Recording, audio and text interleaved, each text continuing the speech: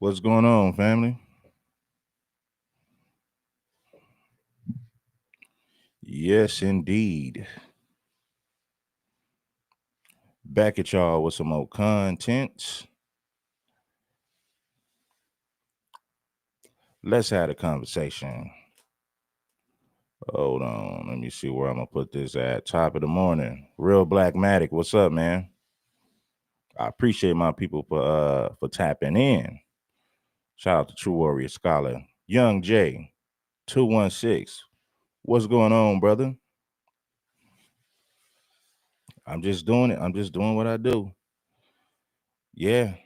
Top of the morning with the content. Like I said, we're back to dropping early morning content, man. You know, we got to stay focused. We got to get on our job. So, yeah, in a major way, I am here. I am here to spread the message. What's up? What is happening? Shout out to my people. Oh, man. Real Black Matic, Young J216. Hey, man, Nick Fuentes went on Piers Morgan's show. Now, I was gonna do something about this. I was gonna do a story on this last week, but I wanted to watch some of it because a lot of people like to do the story as soon as it comes out, and sometimes that's cool. But then I like to dissect things and then give my take on it instead of being the first person to, to do some content on that thing, right? But anyway, man, shout out to everybody in the chat. Chris, what's good? Salute.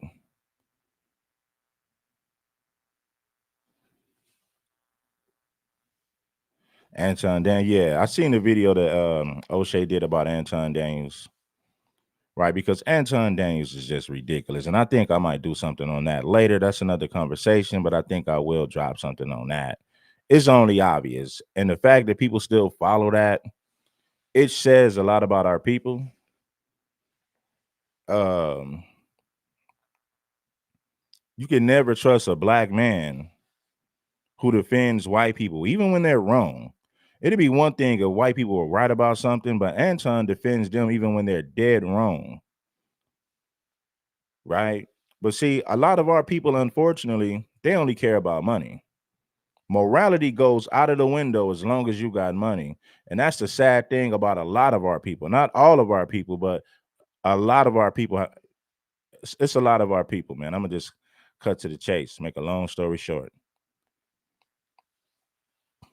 If you have money, you can almost get away with anything. They'll forgive you for everything you do. And, you know, that's that's the unfortunate thing about our people. Like if you got some paper, they'll look past a whole lot of stuff. Well, he has money, so it doesn't matter. We seen Anton in bed with another man. Well, he has money, so it doesn't matter. You know, that type of goofy stuff. But you know, that's the reality, unfortunately. But anyway, man, bless the like button. I appreciate everybody for tapping in. What's up? What's good? Let's get it popping. We'll say that for a whole nother video. Now, Nick Fuentes went to No Jumper, I believe, like 2 years ago, and he gave his take on Tariq Nasheed, but he didn't go hardcore. He gave his thoughts, but he knew that he was speaking to black people. So he tried to be respectful, but at the same time, it was obvious to see it was obvious to see. He made it obvious that he was a white supremacist. The thing about it is he tried his best to be respectful. Let me put it like that. Let's get into this clip. I want y'all to bless that like button. It ain't nothing. Show some love to your boy, King Supreme. First thing in the morning, let's get it cracking. You can run, but you can't hide. Good friend Tariq Nasheed. Yeah, how you feel about him? Wait, so listen, Nick, can we talk about our good friend Tariq Nasheed? Yeah, how you feel about him? Wait, so first off, did you guys have a debate at some point or a conversation on air? No, Okay, we've never talked. Wait, Yeah, if you worship the money, if you worship money, then you pretty much worship the devil.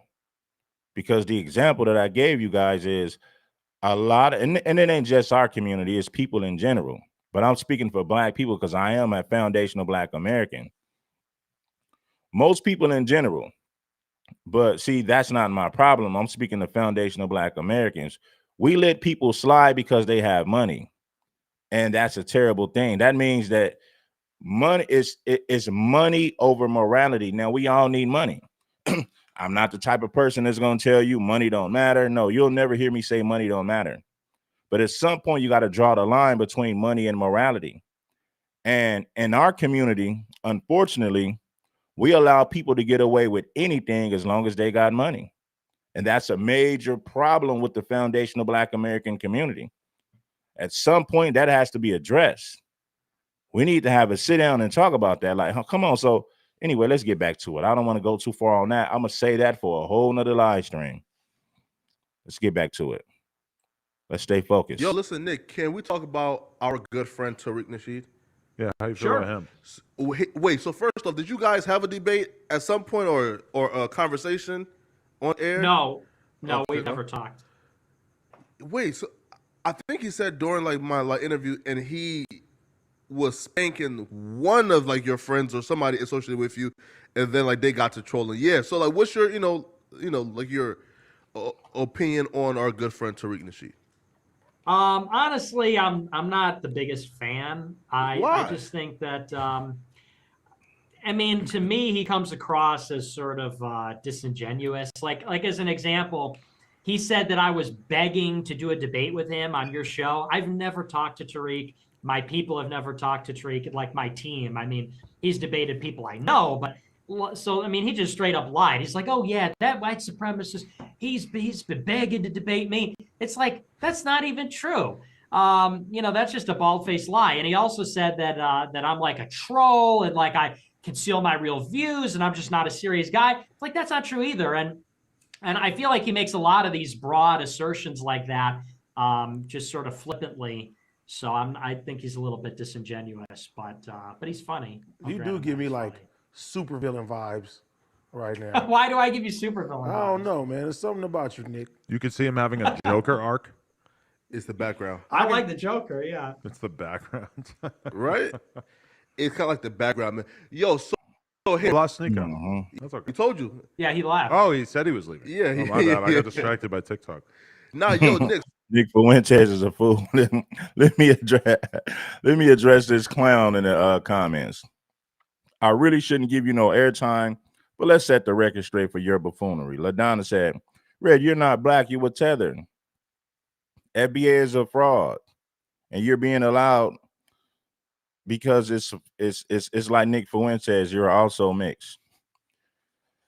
This is where people go wrong spreading false information. I'm a foundational black American, for one. Both of my parents come from Birmingham, Alabama. Don't get it twisted by the light skin. Both of my parents are FBA 100%. Birmingham, Alabama.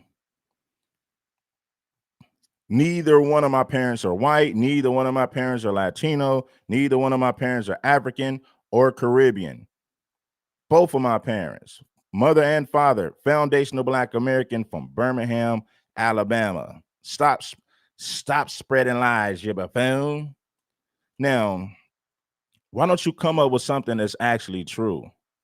But anyway, man, I felt like I'd give you a little bit of shine for a second to prove to everybody how dumb you actually are and how you're just trolling the comment section, begging me for attention. I get it. But anyway, man, let's get back to the podcast. No more interruptions from these gang goofy Gilligans in the comment section.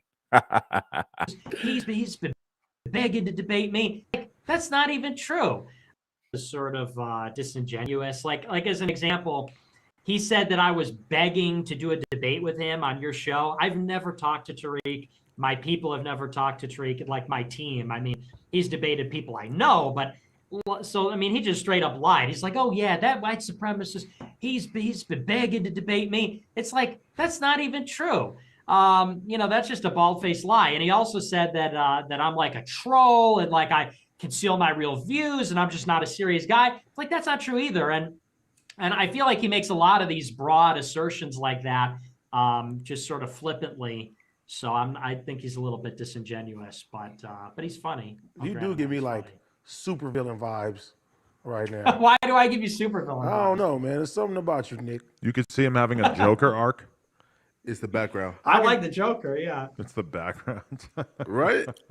It's kind of like the background. Yo, so here Oh, we lost Sneeko. Yeah, That's okay. he told you. Yeah, he left. Oh, he said he was leaving. Yeah, Oh, my bad. I got distracted by TikTok. Nah, yo, Nick. So like, what's your take on, I guess, black folks receiving reparations? What's your take on black folks receiving reparations? Now, here it comes. You know what's crazy? That you got a lot of people who wish that I was biracial. I mean, they really wish that I was biracial. This is how goofy people on the internet are. You had somebody said I was a tether.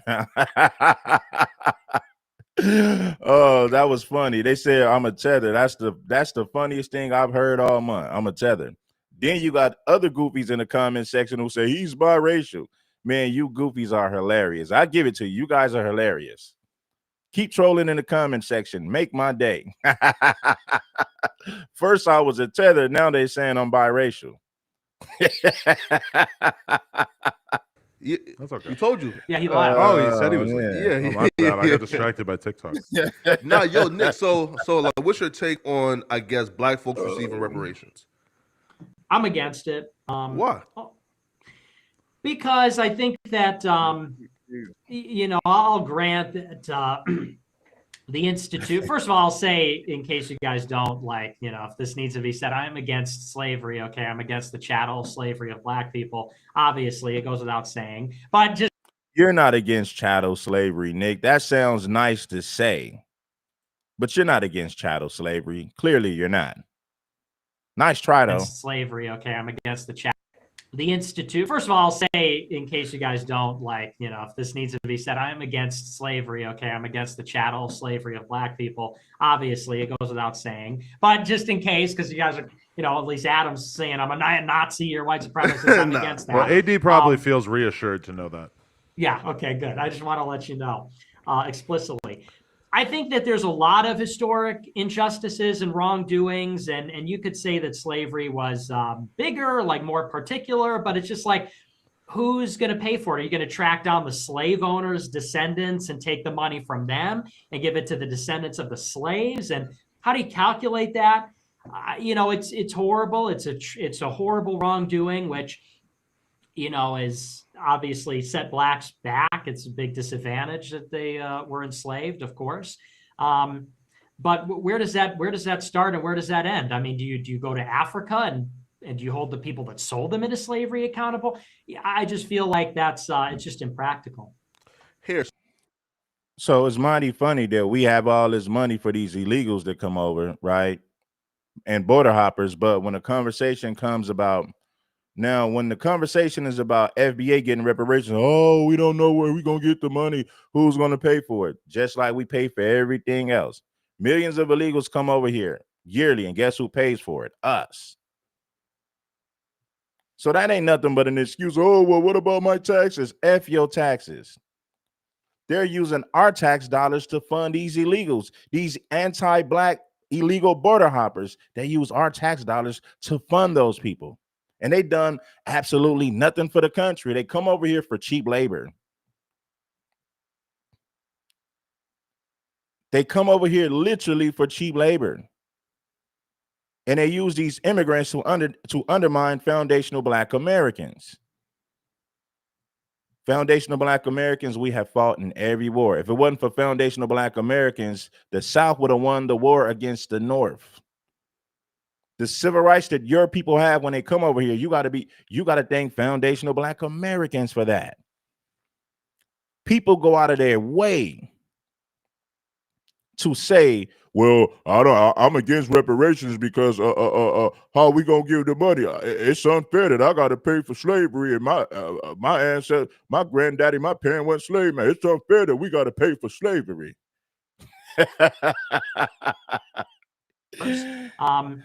But where does that start and where does that end? I mean, do you go to Africa and do you hold the people that sold them into slavery account? is obviously set blacks back. It's a big disadvantage that they were enslaved, of course. But where does that start and where does that end? I mean, do you go to Africa and do you hold the people that sold them into slavery accountable? I just feel like that's it's just impractical. Here, so like, is your argument it's impractical? I don't understand how it's gonna work, or are you against it if they could figure it out? I'm also against it in principle because the people that they would be robbing, the people they'd be stealing from to pay for that, at some point it involves the government is going to take money from some people and give it to other people. And that's like the sins of the father type stuff. It's like we're going to take your money because of what your ancestors did, and we're going to give it to somebody else because of what their ancestors suffered. So in principle, I'm opposed to it for that as well. Yeah, I'm not an FBA, so I'm not getting any, coins. Do you want to respond back or no? Wait, so you think AD would be a recipient and you wouldn't be? Yeah, right. I You'd be the definitely would be a beneficiary. recipient. Yeah, I wouldn't since I'm. AD is a foundational Black American. Poetic Flacco is a tether. Please get it together. Poetic Flacco is a tether. Listen, we're funding Israel, we're funding foreign countries, we're funding illegals, all with our tax dollars. But when it's time for foundational Black Americans to get the money that we're owed, all of a sudden everybody want to play dumb. Where's the money gonna come from? Who gonna pay for it? This ain't right. This ain't right. Everybody didn't own slaves. It's unfair that we got to pay back for reparations. That's the conversation. That becomes the conversation every time we start to talk about reparations. I don't know where we gonna get all that money from to pay black folk. We ain't had nothing to do with no slavery. All right. I'm our people. So I'm not getting any, coins. Do you want to respond back or no? Wait, so you think AD would be a recipient and you wouldn't be? Yeah, right. I You'd be the definitely would be a beneficiary. recipient. Yeah, I wouldn't since I'm not. I mean, our yeah. people was brought to this country, you know what I'm saying, like forcefully at the end of the day. So, I mean, I do feel, like you said, there's a lot of injustice in the world. What about the Africans who sold us? Do we hold the Africans accountable who sold us? Now, let me ask you guys on this question. Are you glad that the Africans sold us? But then a lot of us are Aboriginals, so we can't forget about that either. Everybody's family didn't come over here on the slave ship. Now, some of us came on slave ships, but you had indigenous Black folks. You have Black Aboriginals who are indigenous to this land. Now, they're going to do everything in their power to deny that, because if they were to admit that, then they would automatically, they would know that they would say, okay, we can get around this conversation. So we got to make it seem like blacks all came from a slave ship. If they were to admit that blacks are aboriginals to this land, they would have to pay up. They would have to cough up that bread. So what they want to do is label you African. And even if they do label you African, the reparation conversation would still be on the table because, hey, you still enslaved these people for centuries and you never paid them for their hard work. But to take it a step further, they're going to go out of their way to deny the fact that blacks are aboriginals, that blacks are indigenous to this land. This is why they're fighting so hard against that. Because if they were to admit that, then they would really owe more money to us. So they're going to say, no, you're African. Oh, no, you blacks came on slave ships. The Europeans brought you on slave ships. That's the first time a black person has ever touched foot on American soil, is when a white man brought you over on slave ships. That's the narrative they push. There's a lot of, Yeah, right. I definitely would be a recipient. Yeah, I wouldn't since I'm not. I mean, our yeah. people was brought to this country, you know what I'm saying, like forcefully at the end of the day. So, I mean, I do feel, like you said, there's a lot of injustice in the world. There's a lot of situations that we could bring up. But yeah, like we've been pushed back.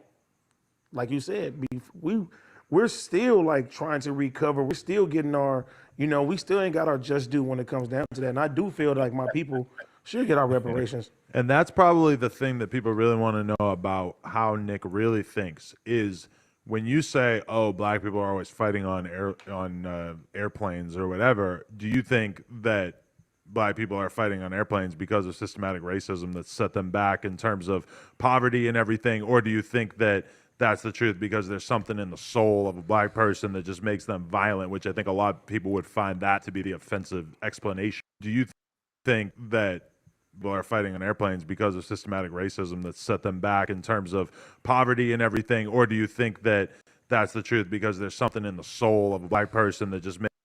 No, a lot of black people are disrespected on airplanes. Don't make it seem like black people are just fighting on airplanes for no reason. See, this is what white supremacists like to say. I told you blacks are just naturally violent. They're violent on airplanes. They're violent anywhere, everywhere. This is the nature of blacks. They're just inherently violent. This is just a part of their DNA. They're just violent people. And that's the narrative that white supremacists love to push. They never talk about what triggered this person to even fight on the airplane or what happened to provoke this person to want to fight. They never talk about that. They make it seem like the black person just came on the airplane and decided to fight for no reason. makes them violent with airplanes or whatever. Do you think that black people are fighting on airplanes because of systematic racism that set them back in terms of poverty and everything? Or do you think that that's the truth because there's something in the soul of a black person that just makes them violent, which I think a lot of people would find that to be the offensive explanation? All right, people, we just hit 300,000 subscribers. All right, so you heard that. You heard that. What's the word, Black? Culture that used to prevail. But now what you have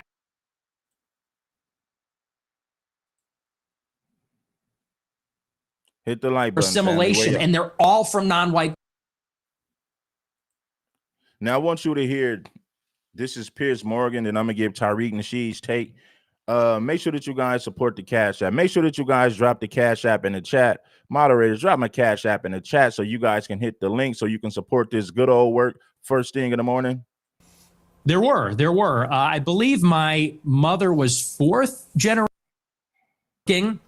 We're in a mostly white suburb in Chicago. Everybody was maybe half Catholic, half Protestant.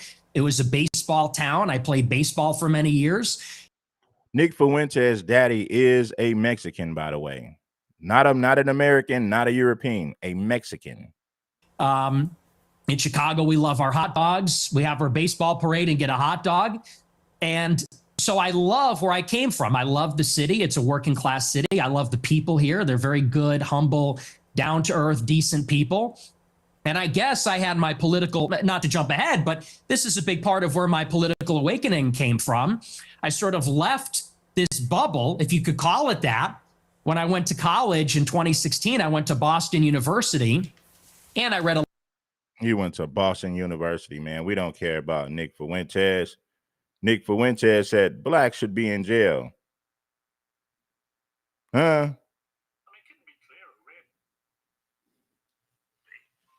Unless you want to say that's another of your jokes, but you're basically saying, yeah, I'm a racist, aren't you?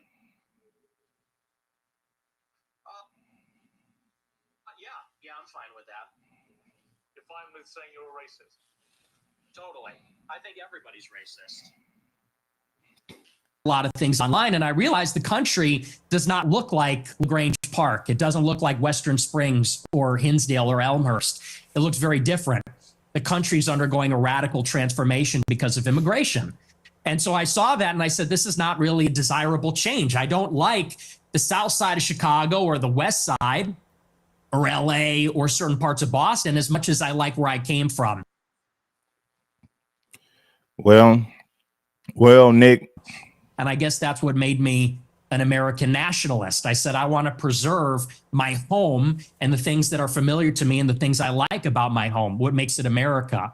So that's a little bit about my background. I don't know where you want to go with that, but that's kind of where I came from. My first obvious question is, were your parents immigrants to the United States? Yes. Make sure that you guys bless that like button. It ain't nothing. Let's get into this. Are your parents immigrants? Or were their parents or were they grandparents? In other words, at some stage, I presume there were immigrants in your family who came to the US. Is that correct?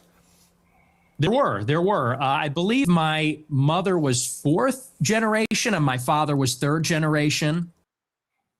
Hit the like button. Show some love, family. So their ancestors came here My mom's side, 1960s, I believe, the first wave of Italian immigration. My father's ancestors, I think they came around at the turn of the century in 1900. So your view of immigration, and we'll get to the specifics about your views on immigration, are they not affected at all by the fact that if it wasn't for immigration, you wouldn't exist as an American? Well, I would certainly exist. If it wasn't for immigration, you wouldn't exist as an American. I mean, well, you wouldn't be an American citizen. You would be in Mexico or Europe. Yeah. But like you said, maybe not as an American. Certainly that's influenced in some measure. But I think that the kind of immigration that we had for a time in the country, it's different than the immigration that we have now. And let's just say for openers, it's different immigrants. They're coming from a different place with a different culture, a different. See, his problem is that the immigrants who are coming now are non-white. They're coming from non-white countries, the majority of them, although you still have white immigrants who come here, right? But the problem with this is he don't like that you have immigrants from non-white countries coming over, because don't get it twisted. In the 1800s, they brought millions of Europeans to America. Same thing in Brazil. Brazil was so black at one particular time that they brought millions of Europeans to Brazil to whiten up that country. See, immigration is okay as long as they're bringing in white Europeans. Immigration only becomes a problem when they bring immigrants from non-white countries to America. That's when immigration becomes a problem. But when you think about the Mexicans and what they've been doing, Mexicans have gotten away with, just, I don't even want to say the word because of the channel being monetized, but Mexicans have abused these open borders and birthright citizenship. That's how they overpopulated this country. Because think about it. If Mexicans had to come to America legally, their population would be small. But see, the thing is, Mexicans been able to come over here illegally, have anchor babies for birthright citizenship. That is how Mexicans grew their population in this country. They did it through illegal immigration. They did it through border hopping and birthright citizenship. If Mexicans had to come to America legally, their population would be very small. So if you think about who's abused the system the most, I would say that Mexicans have abused birthright citizenship and border hopping the most out of any other group. Religion, it's not the same as it was. So first, you have a qualitative difference. My ancestors, for the most part, I have 3 European grandparents from Ireland and Italy, 1 from Mexico. They came from Europe. They came from a society where there's a common ancestry, there's a common religion, common civilization. The people that have come in since 65, since Hart-Celler, they're coming from China, India, the Northern Triangle, Mexico, Venezuela. And so first, they're just different people. Secondly, the majority of illegals in America come from Mexico. The overwhelming majority of illegals in the United States come from Mexico, because we share a border with Mexico. Quantitative difference. There's way more, and it's an unceasing, always increasing wave. For the first 3 or 4 waves of immigration, you would have a major influx of immigrants, and then make sure that you guys bless the like button. And yeah, this is fair use. Piers Morgan, man, this is fair use. I'm not going to use your whole interview. I'm going to break down certain points, and that's how we're going to do it. And it would stop. And then you'd have another wave, and then it would stop. This one, it just keeps going up for 35 years, and it's too many. So that's really where I would draw the distinction between maybe where I originate from. I would even just simply call that immigration. What this is an invasion. It's a completely different policy. Oh, this is an invasion. Millions of Mexicans crossing the border, dumping anchor babies for birthright citizenship. This is an invasion. That's exactly what it is. We had over 20 million illegals come over under the Biden administration, maybe even more than that. So you think about 20 million people crossing the border in 4 years, and millions of those people will have anchor babies to add to the U.S. population. That's why it's so important to end birthright citizenship.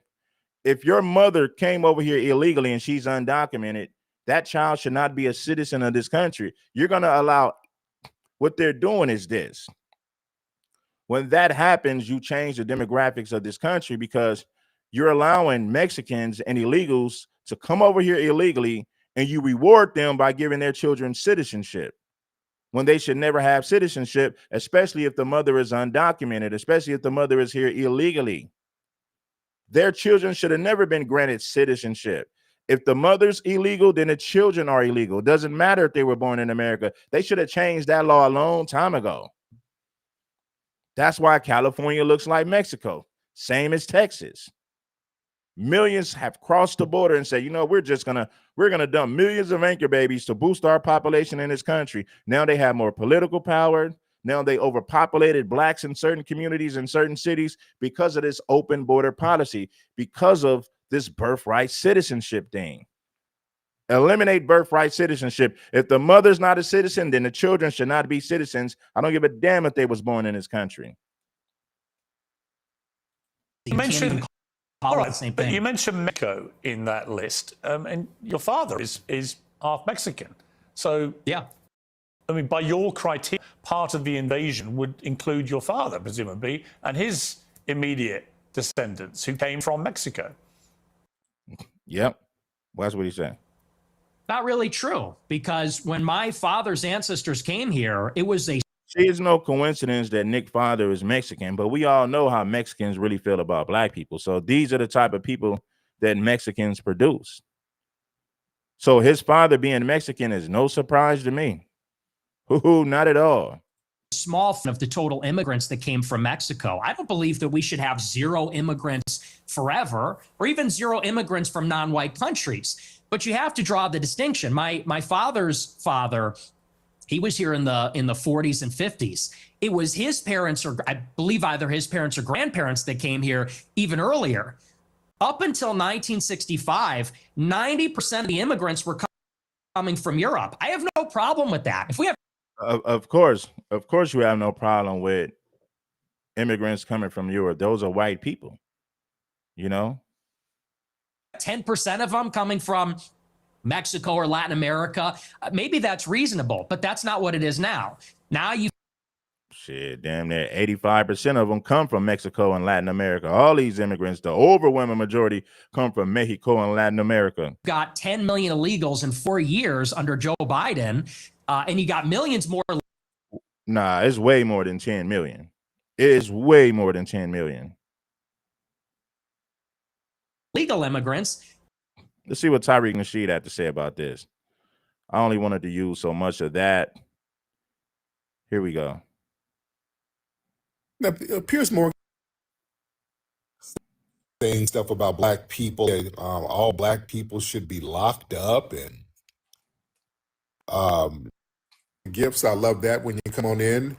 DeFree, come on in with it. I feel you. And Boo, Poppin, Rhonda, City, and One, Nagati, Cloudness, respect. Thank y'all for the gifts, family. I love that. When y'all come in, hit the hearts too. Y'all hit those hearts and let everybody know we're in the building. All right. And share the space. Let everybody know we're indeed live. The first thing I want to talk about, family, y'all see Piers Morgan interviewed Nick Fuentes, white supremacist troll. We got 400 some people watching. We only got one person who blessed the Cash App. Let's get my people to show some love and appreciation. 400 plus people. Let's get some more people to bless that Cash App and Super Chat. Let's get it. Why did Piers Morgan platform Nick Fuentes? I think we already know why. Nick Fuentes. So, Piers Morgan has a pretty big platform. And have y'all noticed they've been somewhat mainstreaming or trying to put Nick Fuentes on the peripheral of the mainstream? They've been doing that a lot lately. But he was on Piers Morgan, and he was trying to double down on his white supremacist views. He's doing, the whole anti-Semitic thing, and saying stuff about black people like, yeah, all black people should be locked up, and just really talking that crazy white supremacist gibberish. And Piers Morgan was, quote, pushing back. But here's the thing. Even if you appear to be opposition and pushing back, here's the trick bag I want people to understand about this. White supremacists are liars. Nick Fuentes has lied about he's lied about a lot of things. But of course, you're white, so you'll never admit that. Whites can do no wrong. Shut up and take 10 seats. Now, in this interview, Nick Fuentes basically openly identified as being a racist. He praised Hitler as being cool and mocked the Holocaust and pushed his segregationist ideas and talking, again, talking about incarcerating the black community. The issue with this is it's not just a white nationalist saying this gibberish. It's a major media platform that chose to broadcast it as a debate. Now, when somebody openly advocates for mass oppression of black people and they're treating them as a talk show guest instead of a damn security threat, all right? That tells you that anti-black fantasies are being rebranded as controversial opinions. All right. Exactly. It's being rebranded as controversial opinions, but it's clearly white supremacy. So Tariq is right on the money with that, right? They're trying to normalize these conversations. And with that being said, you got to understand the bigger picture. They're trying to normalize white supremacist rhetoric, and they're trying to push that into the mainstream to further, to normalize it, right? To make it a part of the norm, a social norm, right? And you have to look at that for what it is. Now check it. The Nazis was just marching in Little Rock, Arkansas. I think I'm gonna do something about that later on today. Somebody told me, well, this is not black people don't get hung. I'm like, man, you got black people who still get hung. And guess what? Those stories never make mainstream headlines. But don't get it twisted. It happens all the time. Nazis were just marching in Little Rock this week. They tried to march in Ohio. They was marching in Nashville, Tennessee. So you still got white supremacist groups and Nazis that exist today. Nothing has changed, right? Maybe a few things have changed, but don't get it twisted. These white supremacist organizations, they still exist. They continue to thrive in this country. So I'm not surprised that they would try to make this rhetoric mainstream, a mainstream conversation. I'm not surprised at all. Piers Morgan can give him all the pushback he wants. The fact that he's even giving Nick Fuentes airtime speaks volumes. This is telling you that humanity and safety of black people is being turned into ratings bait and major media platform that chose to push his segregationist ideas and talking, again, talking about incarcerating the black community. The issue with this is it's not just a white nationalist saying this gibberish. It's a major media platform that chose to broadcast it as a debate. Now, when somebody openly advocates for mass repression of black people and they're treating them as a talk show guest instead of a damn security threat, all right? That tells you that anti-black fantasies are being rebranded as controversial opinions. All right. This is telling you that humanity and safety of black people is being turned into ratings bait and shock content instead of non-negotiable moral lines. Yeah, you feel me? This ain't nothing that we're supposed to be debating. This normalizes the idea that this is somehow acceptable and even entertaining. Exactly. It normalizes the conversation. It normalizes the behavior. Just like they normalize rainbow activity through commercials, media, movies, you name it. So the same way that they normalize rainbow community activities is the same way that they're going to normalize talking points from white supremacists, right? white nationalists and white supremacists, they want to normalize that rhetoric.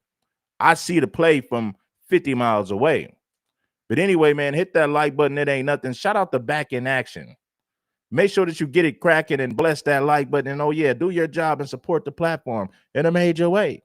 To discuss our oppression as a policy option. You feel what I'm saying, family? We know that racism is a business. Tariq is not out of touch. He's just showing people that this has been going on forever. You know, they're just this is nothing new. This has been their plan all along. They've been plotting and planning. White supremacists, listen, it's their job to normalize these conversations. If we normalize this conversation, we can then dehumanize black folks. So when black people get shot by police or they're dealing with some type of injustice, then nobody would look at it and say, oh, that's wrong, it's foul, because you've already dehumanized the black population in this country. So if white folks can, if they succeed at convincing people that blacks are violent naturally and they're animals, so when white police officers or white supremacists harms us, it's not a big deal because blacks are animals anyway. So they made it their duty and responsibility to dehumanize us publicly, to normalize these talking points from white supremacists, white nationalists. So if you dehumanize black people, nobody has any sympathy. Nobody feels sorry for them, even when they're done wrong. That's psychology. That's what they're doing. That's the narrative that they are pushing. So, yeah, Nick Fuentes, he's just not a random troll. I mean, he leads that Groyper movement. You know, that's a white nationalist ecosystem, and it's been trying to claw its way into mainstream conservatism. And you know, this guy has been hasn't he been at Mar-a-Lago, and he's done a major interview with Tucker Carlson recently, even though he turned on him and they were beefing and all that stuff. Now this prime time style grilling with Piers Morgan, where his ideology is shown and amplified to millions of people.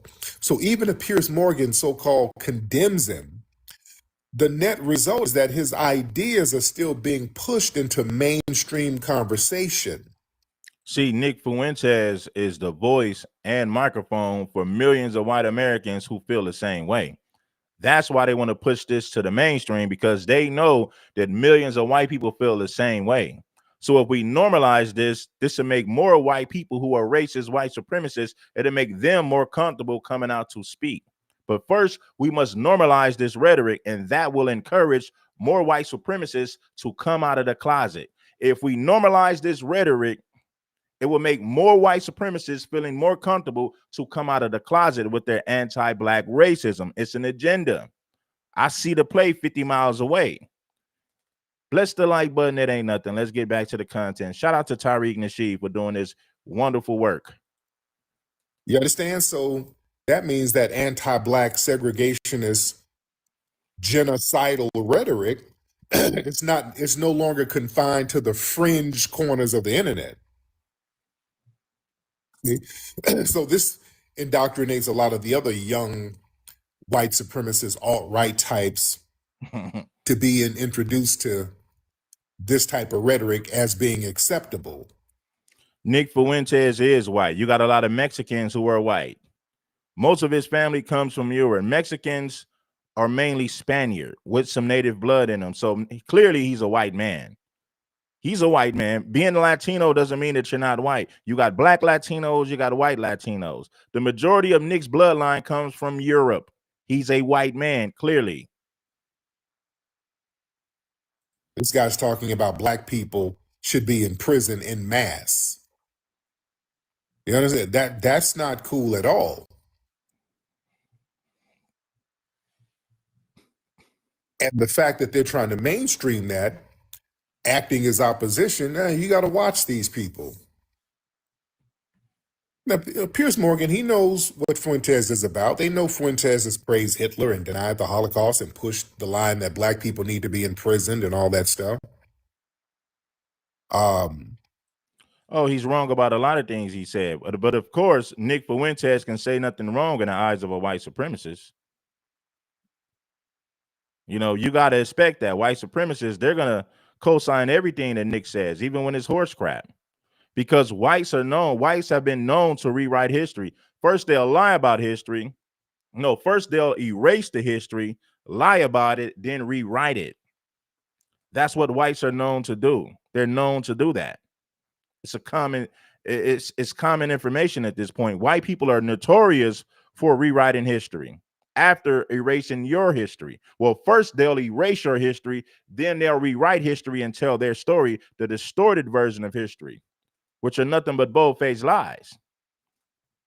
So for you to say, what did Nick Fuentes lie about? White supremacists are liars. Anybody can mix a few things that are true in with a bunch of lies. Let's add some truths. We'll add a few truths and we'll mix that in with a bunch of lies with some white supremacist rhetoric. That's exactly what they do. So you got to expect white people to say, Nick Fuentes didn't lie about anything. Nick Fuentes told the truth. So yeah, you can push back on him and try to do some gotchas, but hell, at the end of the day, Nick Fuentes, he's winning with that white supremacist rhetoric. You get a full episode, you're on a high production platform, you get a chance to perform for your base, and they can clip the best moments for propaganda. So this shows that we're not treated as a protected class. We're treated as content. These anti-Black fantasies become clips and viral moments. So the trauma and the danger to Black communities, that's just background noise for a media machine that cares more about engagement. Yeah, it cares more about engagement. They do. Shout out to Tariq Nasheed for pointing that out. But see, listen, the reason that people think that Jesus is a white man, listen, since you was a kid, all you saw was images of white Jesus, images of a white Jesus. So if you grew up seeing images of a white Jesus self-consciously, you're going to believe that Jesus was white, because when you go to school, when you go to anywhere, you've seen those images of a white Jesus. That's psychological warfare. Media and images are very powerful.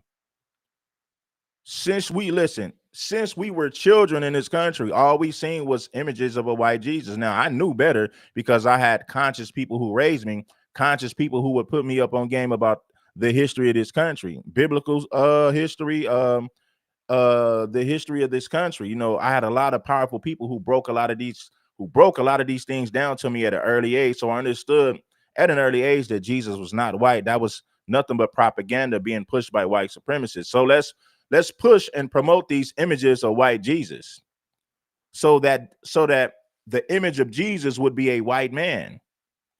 That's psychological warfare. That's social programming. Than the real world consequences of that damn rhetoric. And that whole, well, we're just exposing who he is, that's a cover for platforming. Are you exposing or are you platforming? There's a thin line between exposing and platforming. Okay, because See, what he did is he like, I'm gonna give Nick Fuentes some pushback, but at the same time, you are platforming him. You're bringing his talking points to mainstream media. So if anything, you did Nick Fuentes a favor. You didn't destroy him. You didn't debunk him. Yeah, you might have gave him some pushback, but ultimately this was a win for Nick Fuentes because you are bringing his talking points to mainstream media. That is a victory for Nick Fuentes and the white supremacists in this country. White supremacists globally, not just the white supremacists in this country. It's a victory for the white supremacists. It's a victory for the white nationalists. Nick Fuentes' talking points are now being pushed into mainstream media. That is a victory. That is a W. you could grill somebody, but if they're on there who you really don't like, hey, your platform will be in jeopardy. You understand? See, supporters of that kind of interview will say, oh, Pierce destroyed him, Pierce got on him. But here's the thing. Any platform he's on, You got some Mexican talking about Red Supreme disrespects the raza. The raza. Who's more disrespectful than Mexicans?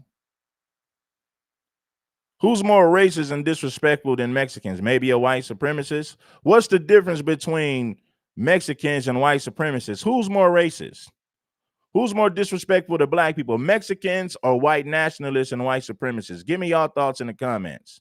Talking about you disrespected the raza. Who's more disrespectful than a raza?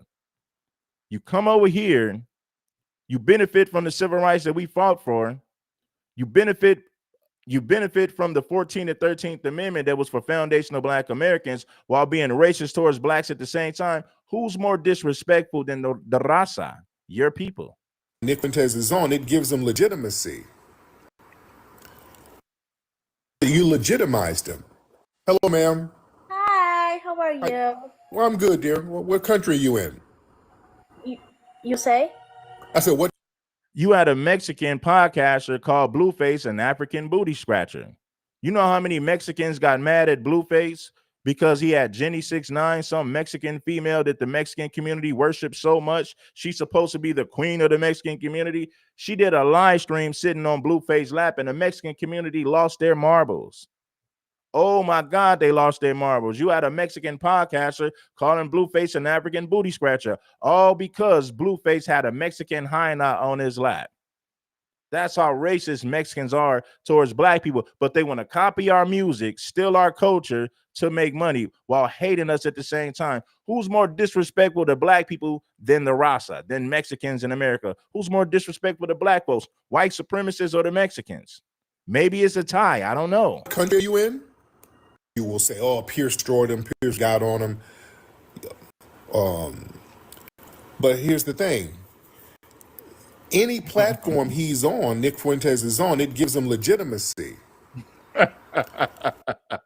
You legitimized him. Hello, ma'am. Hi, how are you? Well, I'm good, dear. What country are you in? You say? I said, what country are you in? Did you? New York. Where are New York. you in New York? So you're in New York? Yeah. Okay. And what's on your mind, ma'am? What? What is on your mind? Who wants to come up, man? I want to bring some people up, man. So I'm gonna drop the link and I'm gonna bring some people up. 500 people. Where my people at? Show some of that good old love and support for these dope conversations. Let's do it. But I just dropped the link in the chat. But come through with some of that love and support. Time is money. Money is time. Let's get on this grind. Now, like I said, let's continue. Nothing. Okay, you requested. Where are you from, dear? Where are you from? Turkey. You're from Turkey. Okay. What are you drinking, dear? Mineral water. Okay, there you go. There you go. Where are you? What is this?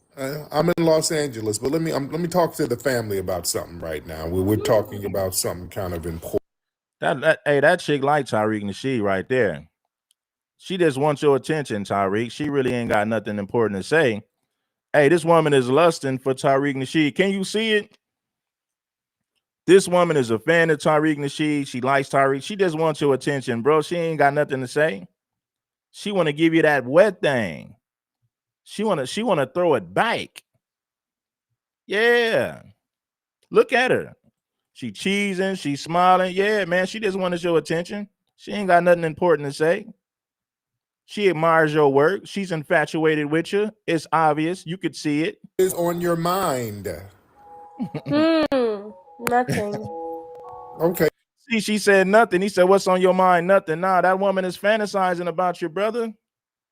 She wants she wants that Mandigo pole. She wants that Mandigo swipe. She wants you to pipe her down late at night. That's what she's really looking for. She ain't got nothing to say. So you're in New York? Yeah. Okay. And what's on your mind, ma'am? What? What is on your mind? Nothing. Okay, you requested. Where are you from, dear? Where are you from? Turkey. You're from Turkey. Okay. What are you drinking, dear? Mineral water. Okay, there you go. There you go. Where are you? What is this? I'm in Los Angeles, but let me talk to the family about something right now. We're talking about something kind of important. So we'll get you back a little later, dear. All right. All right. There you go. All right, she's really being platformed. And, people can look at that as being dangerous, just platforming that type of thing. Family, y'all remember in the 90s when Arsenio had on Minister Farrakhan. And Arsenio he wasn't doing no softball thing. He was kind of pushing back on some things and asking some tough questions. But the Hollywood community said, that show has to go. Oh, they don't give a damn. Yeah, I remember that. Arsenio Hall got canceled for bringing up Minister Farrakhan, right?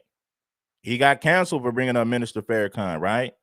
But they're not going to cancel anybody for bringing up Nick Fuentes. I'm not saying that I want Piers Morgan to be canceled. That's not what I'm saying. But Tariq Nasheed made a good point when Arsenio Hall in the 90s brought up Minister Farrakhan. They wanted them canceled. Matter of fact, they did cancel Arsenio.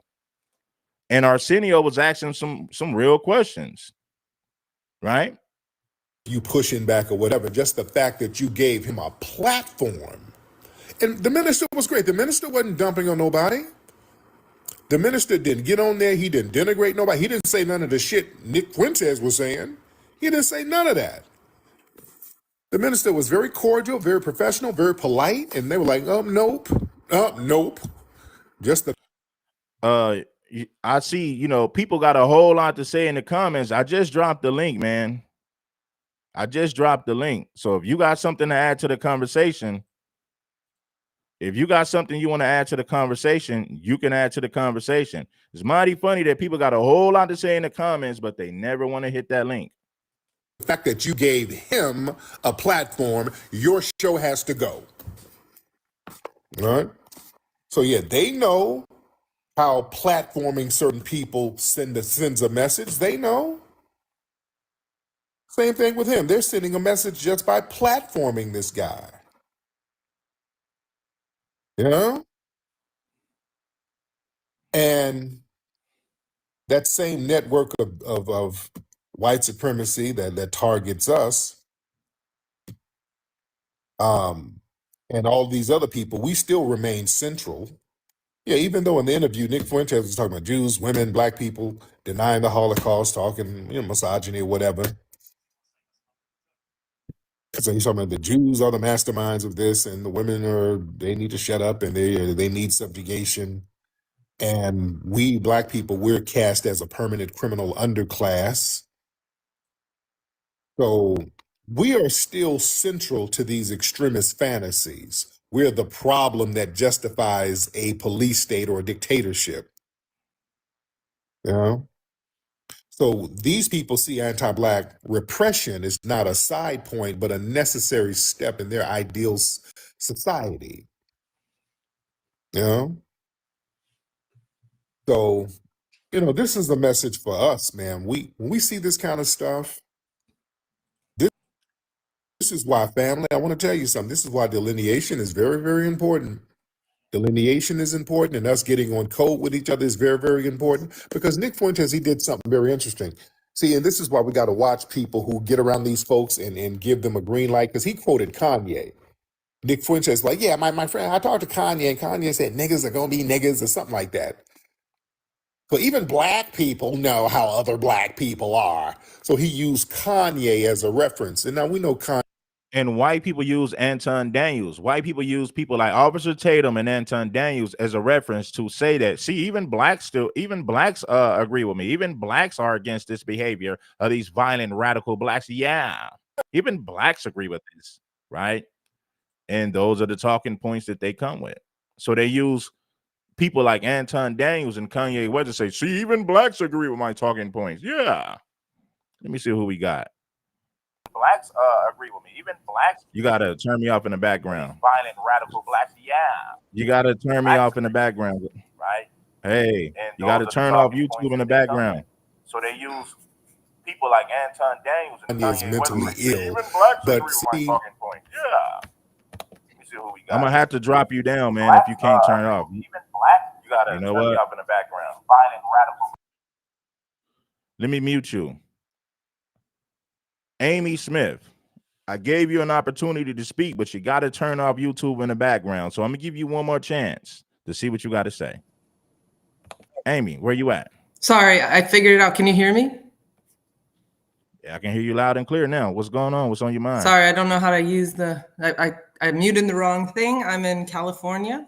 I just interested in what you're discussing, and I just think it's also really interesting how people talk about who's platformed, who's not platformed, but it's fine that people celebrating genocide and promoting genocide and the most racist attitudes about Palestinians and people of Gaza is completely normal, but yet if someone's criticizing immigration or standing up to some of the demonization of white males, then they're, just not allowed to be present. And if we're not seething with anger about Hitler, who was vanquished 80 years ago or so, then we're a bad person. But if we're celebrating and bowing to Benjamin Netanyahu, who's slaughtering people right now today, then we're a good person. So it's completely, inconsistent. It's not about morality, it's about power.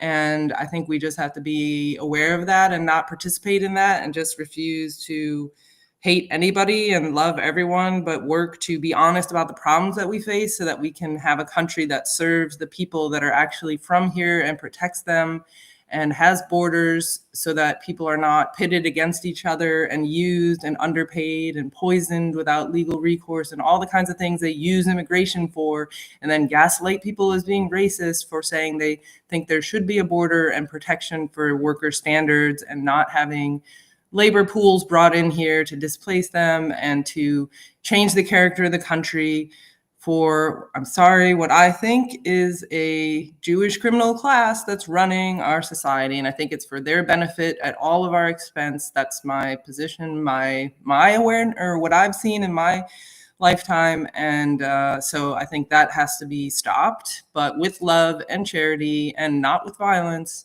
But yes, we need a Christian country again with Christian values that loves everybody and does not celebrate genocide anywhere, and get back to being a republic and not an empire. That's my take.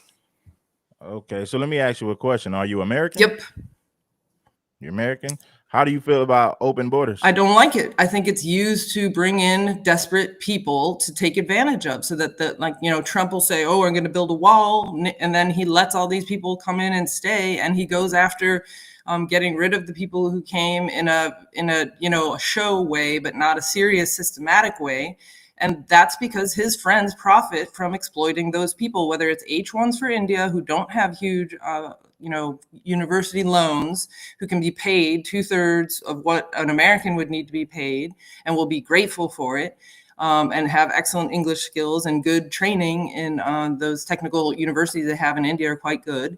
And so, they bring in all loads of those people. They bring in people from Central and South America to do labor. And then those people don't have the same English skills and legal access. And they can be poisoned with Roundup. They can be paid less. They can live 10 to a house with all kinds of problems for kids, getting abused by uncle or strangers who are living in their same apartment, all kinds of problems that these people face.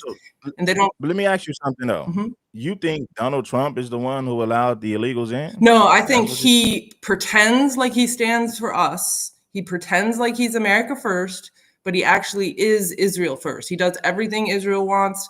He funds their war, their military.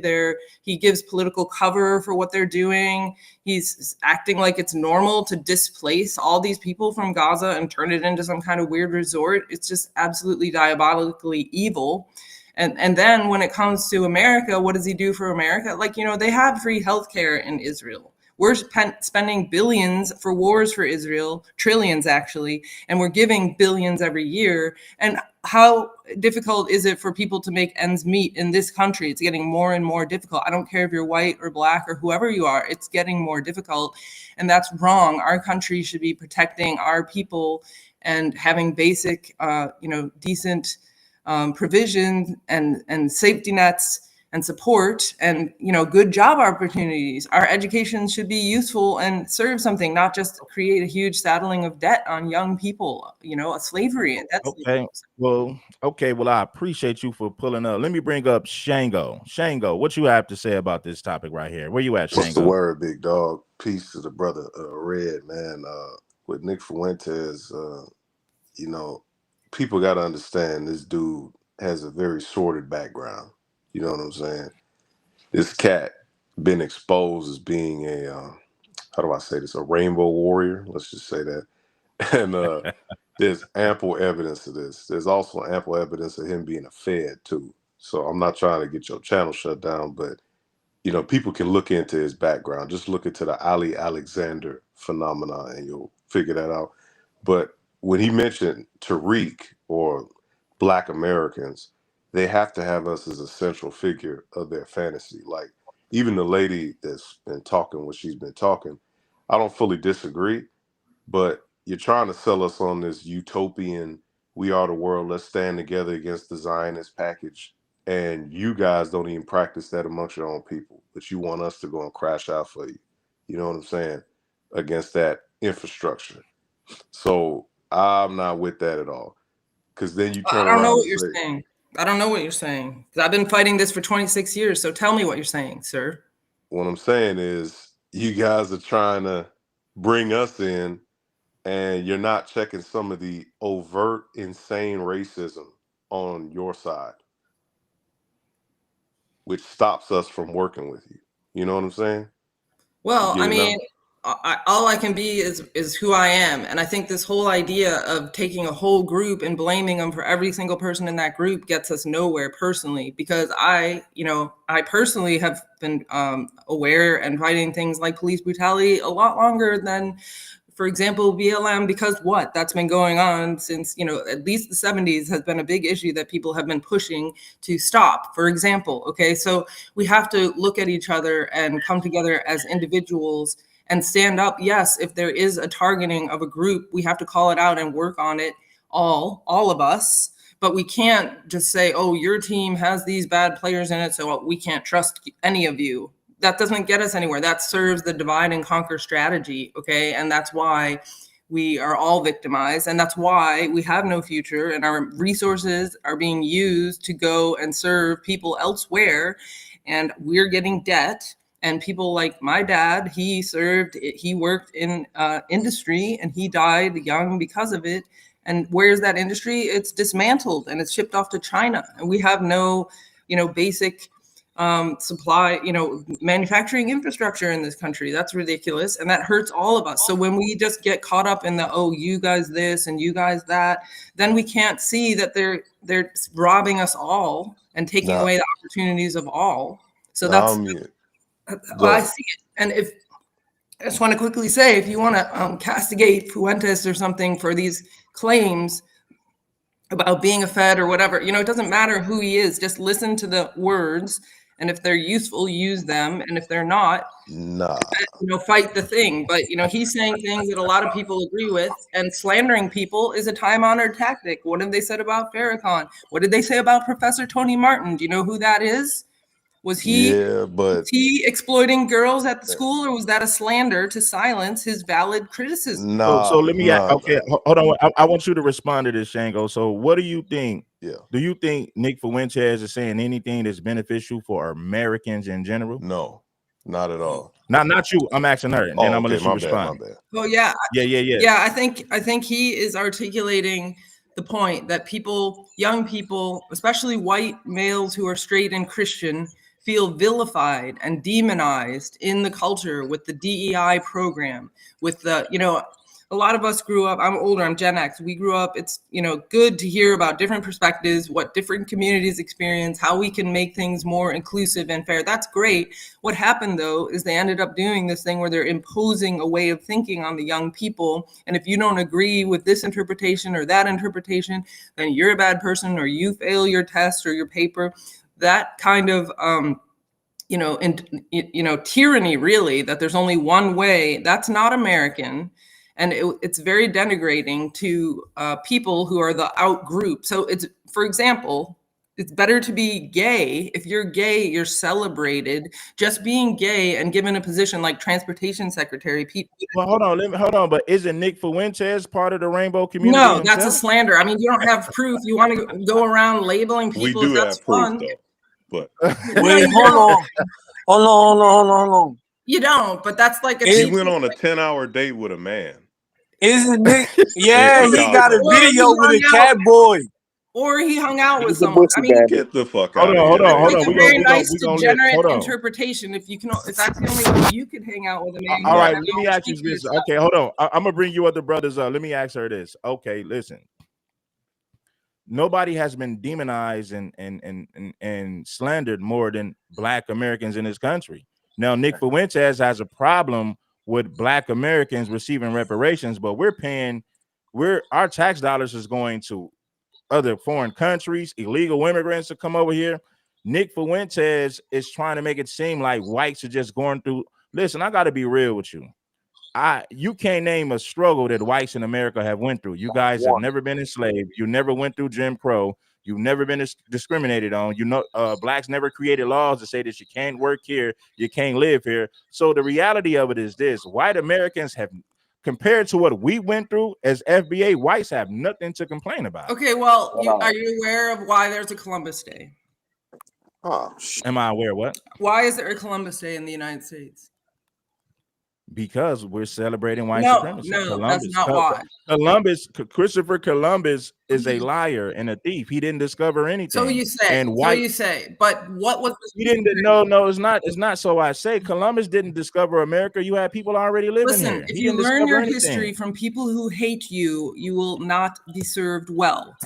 And guess who tried to educate Black Americans? People who hated us. So we're Jews. Yes. Jews who want to divide you and weaken you. Absolutely. So the British, so you mean to tell me that the British had nothing to do with slavery and indoctrinating people? But what I'm talking about, what you're telling but now. Why blame it on the Jews when we know that the British had a major hand? I'm not blaming everything on the Jews. I'm blaming the last 100 years of dominating education, news media, and entertainment in the United States to create certain narratives and ways of looking at things that are not the full story, that are pitting people against each other and making people dumb. Sorry. Well, let me tell you this, sweetie. This country was built on white supremacy and racism. You can't point the finger at the Jews because the Jews are now beating you. Because if you go back to the beginning of this country, the Brits and the Europeans, they're the ones. This country was literally built on systemic racism and systematic white supremacy. You can't then turn around and blame it on the Jews when you guys are known for practicing the same things. Okay, but let me just ask you to expand your mind and think for a second. Expand what? Yeah, let me bring up B1 business. Hold on. And hold on. I want you to respond. Hold on. I'm gonna give you. I want to bring up B1 business, and I want to see what my brother has to say about this, and then you could respond. B1 business. Where you at, brother? What's going on, Red, man? Peace to the chat, man. I've been missing you, Red. I've been looking for you, man. But I appreciate you letting me come up. I'm listening to the lady, man, and the stuff she's saying is the same old talking points that they always come with, the we and all. We got to come together. We just got to we've been divided. We ain't never been together. This country been divided. And then she want to say about the educational system and who's controlling that. Well, during slavery, we would get hung or beaten or lynched if we read a book. Right. So they wouldn't. You see what I'm saying? So that's part of the education system. So they played the part in all of that. It wasn't the Jews. It's not. They always want to point to the Jews when she got the same skin color as the Jews. They all practice anti-black racism when it come to us.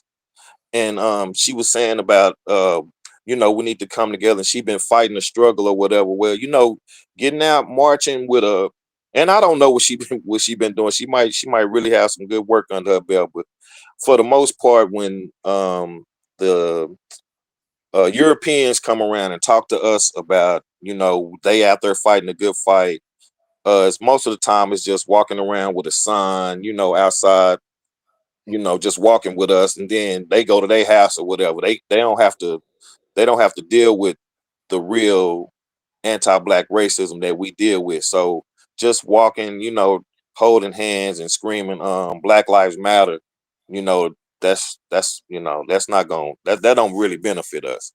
And I'll land right there. She said some more stuff. I just can't remember everything she was saying, but it's definitely the part about the Jews controlling the education system. Well, who was controlling it from 1525 to 1865?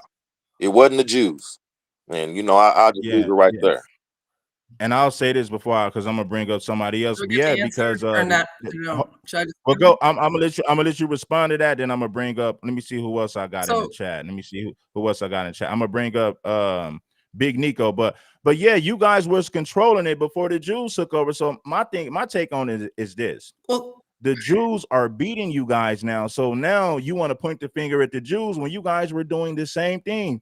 Your people made it illegal for us to read and write. Your people made it illegal for us to pass down wealth to our people. Do you know you had black people who were free during slavery, and it was illegal for those blacks to leave money to their children? But the whites was able to steal the money that they got from us. They was able to take all the money from the free labor that we gave to this country. The Freedmen They passed Bureau. down. Yeah, they passed down general wealth. You got JP Morgan, you got Wells Fargo, many other corporations and companies that still exist today, and the money came from slavery, our free labor. So my thing is this: how could you blame the Jews when you guys are known for doing the same exact thing? Makes no sense. because what you need to understand is that blacks and whites did come together in Bacon's Rebellion, and that's when they created the whole concept of a caste system in the United States along race to divide those people who came together who were all enslaved, black and white. That is the history of this country. Did you know that there's Whites were enslaved? When were whites enslaved in this at the country? beginning of this country? You should look into it. There were black slave owners even. You should look into Oh it. History is Man, more interesting. Yeah, indentured sorry. servitude and Sorry. slavery is two Were different things. whites Slavery genocided? was for life. Indentured servant, you can work your way out Okay, of indentured but were servitude. whites genocided? You couldn't work your way up out of slavery. That's the Were difference. whites genocided in Ireland by the same people who founded this country? No, That's no. They Ireland. weren't. We're talking about the United They States. I weren't don't care about. genocide. I know. Hold on. I'm not talking about Africa or Europe. We're talking about the United Convenient. States of America. Convenient. Let me bring up Big Nico. Let me bring up Big Nico real So I quick, can't and then finish I'm gonna let answering. you. Okay. I'm gonna bring you up. Big Nico, I where guess you at, I'll brother? leave you guys to have your little circle jerk, but God bless. Yeah. How Good you luck. doing, man? Man, get out of Yeah, here. yeah, Get because you out of don't here. look at the history. Not all Skedaddle. white people have fought amongst themselves. The point is we need to be All right, Christian man. and not Jewish and not jealous and envious and saying, oh, you guys took this and that. But we need to say, how can we learn from the mistakes of history and do better and You build don't actually something believe that that. protects everyone? Yeah, I do, because I'm a Catholic and I'm a Christian and I No, love you your don't. sorry ass No, because you don't, Hold lady. on. You a Catholic? Hold on. yes, You a I love Catholic your and a sorry Christian? ass Hold on. Let me ask Hold you on. something. She God crashing Hold out. on. She crashing Hold out. on. Yeah, Brothers. I'm gonna God bring y'all up. created I'm gonna give you you the in floor. his But Hold on. Amy, image. let me Who ask am you I not something. to love you? Hold I love on. every one of Okay. your sorry asses. No, you don't. Hold on. How can you be a Catholic and a Christian? You got to pick a side. It's crazy that they want to blame everything on the Jews as if they never got their hands dirty. This is the thing. I think white people are jealous of Jews because Jews are outworking them. Yep. Jews have more power than them now. So this is a jealousy thing. But you can't blame the Jews for something that you did yourself. You're just mad that the Jews are beating you now. They But all no, white. we're not going to blame. We're not going to blame everything on the Jews as if you guys didn't get your hand dirty. I'm gonna give her one more chance to respond, and then I'm gonna bring you up. Amy, go ahead. Well, I mean, if you're just going to tell why I think this or what white people think, I mean, then there's no point in talking. But I'm just telling you for real. I'm a Catholic. We believe that every human being is You said made you was in a the Christian, image and though. likeness of God. That includes I black thought you was a people. Christian, but Oh my Amy, God. I thought you was a Christian, though. I thought you said you was a Christian. Christians, the real Christians are Catholic, I'm afraid. That's who gave the Bible to the Christians, okay? Okay, all Christian, right. Christ founded a church. He said the gates of hell would not prevail against it. He said, on you, Simon, I call you, Peter, on this rock, I build my church. The first pope, it's been going on for 2,000 years. Just because Luther went crazy and helped a bunch of people loot the collective wealth of the church that served the collective people doesn't mean that's real Christianity. That's actually the fake one that got tricked into Zionism, gay marriage, and all kinds of other crazy stuff. But the Catholic Church is the one that protected the teaching of Christ and has some quality control going on, despite it, like everything else, being full of sinners because human beings are fallen and will do screwed up stuff, even in a church. All right, let me ask you something. Okay, let me ask you something. Are Jews white people? Are they white? Well, they are when they want to, and they're not when they don't want to. They play a shell game. They manipulate people. They cast spells. A small group of people. Okay, forget what they're saying. Genetically, are they Caucasians? Maybe, but I think Uh-oh. Hey, listen, I'm gonna be real yeah, with I'm you. not a They're white race people. person. I'm a culture person. Like, what's your ideology? What's your What you're saying theology? is If you're a okay. So I know Catholic, I I get what don't you're trying care to if you're say. black or white. You're a I know, but Catholic. hold on. What you're trying to say is you're culturally different than a Jew, right? Absolutely That's what you're culturally saying. different because we have a different operating But system. genetically, just like listen, I'm sure we're foundational related. black. Hold on. Foundational black Americans are different when it comes to culture. We're different than Africans, right? Of But you can course, argue because you're that Americans. but you can argue. Hold on, but you can argue that they're all black. Now you can say that culturally you're different than Jews, but technically, genetically, you guys are all white people who come from the Caucasus Mountains. Hey, So Red. there's really no difference. Hey, Go Red. ahead, Shango. Go ahead, Shango. Judaism is a religion, by the way. It's not a There race. you It's go. a religion.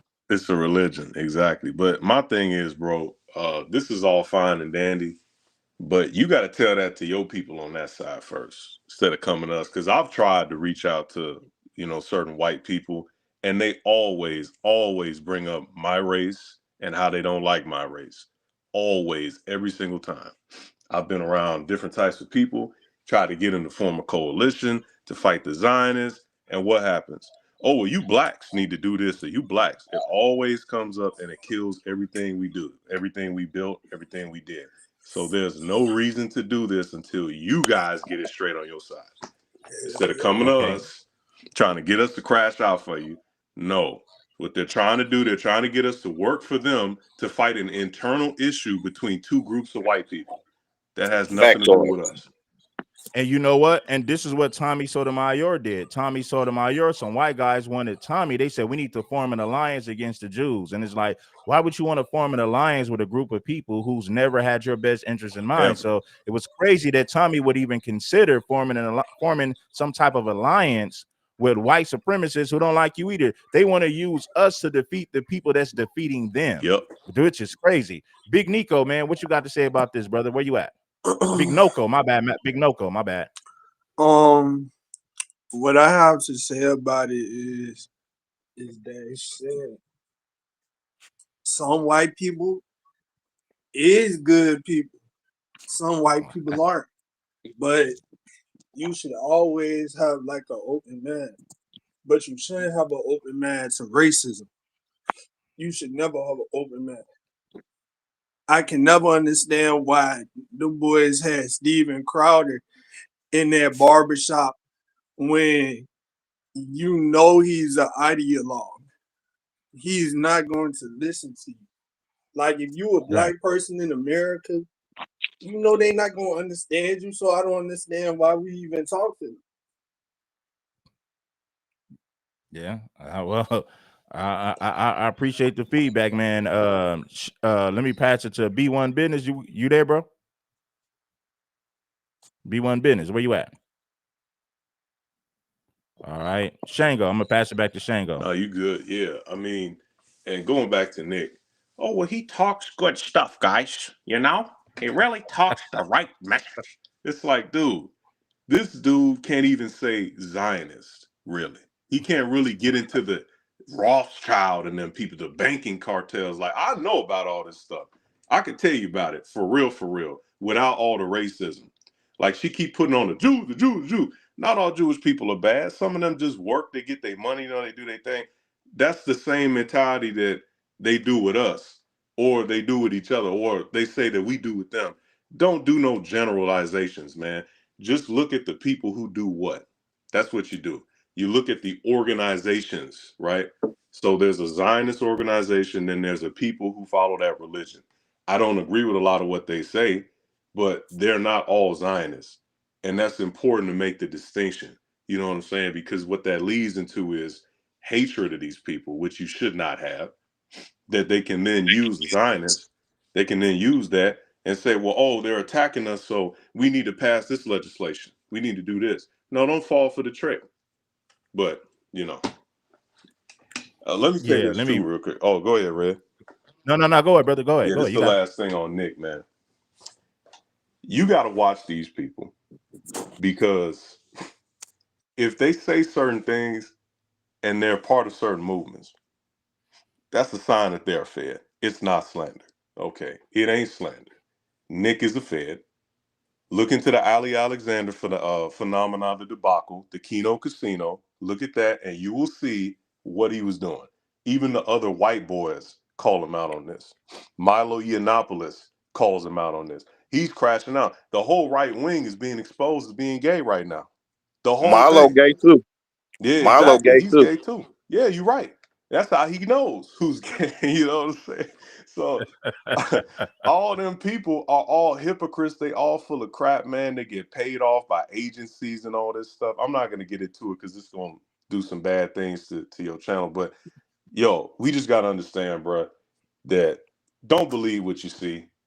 Don't believe what you hear. You gotta verify where people come from and where the money goes and where the money comes from. That's all I gotta say.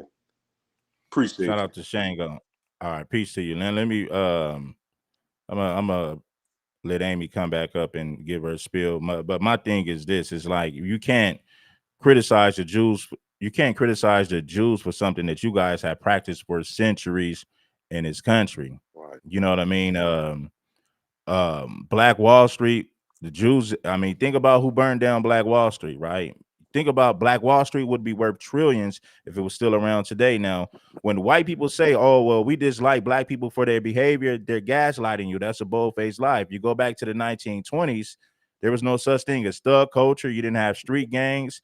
Black people went to church and they worked hard every day, and white people burned their churches, burned their community. So when whites tell you that the only reason why they have black fatigue is because of black behavior, because of the way blacks behave, that's nonsense. Because Wow. even today, a lot of blacks don't behave that way. Right. Now, unfortunately, we do have a culture in our community that we got to get rid of, but they are no different. You got white supremacists, white nationalists. The Nazis was just marching in Little Rock, Arkansas this week.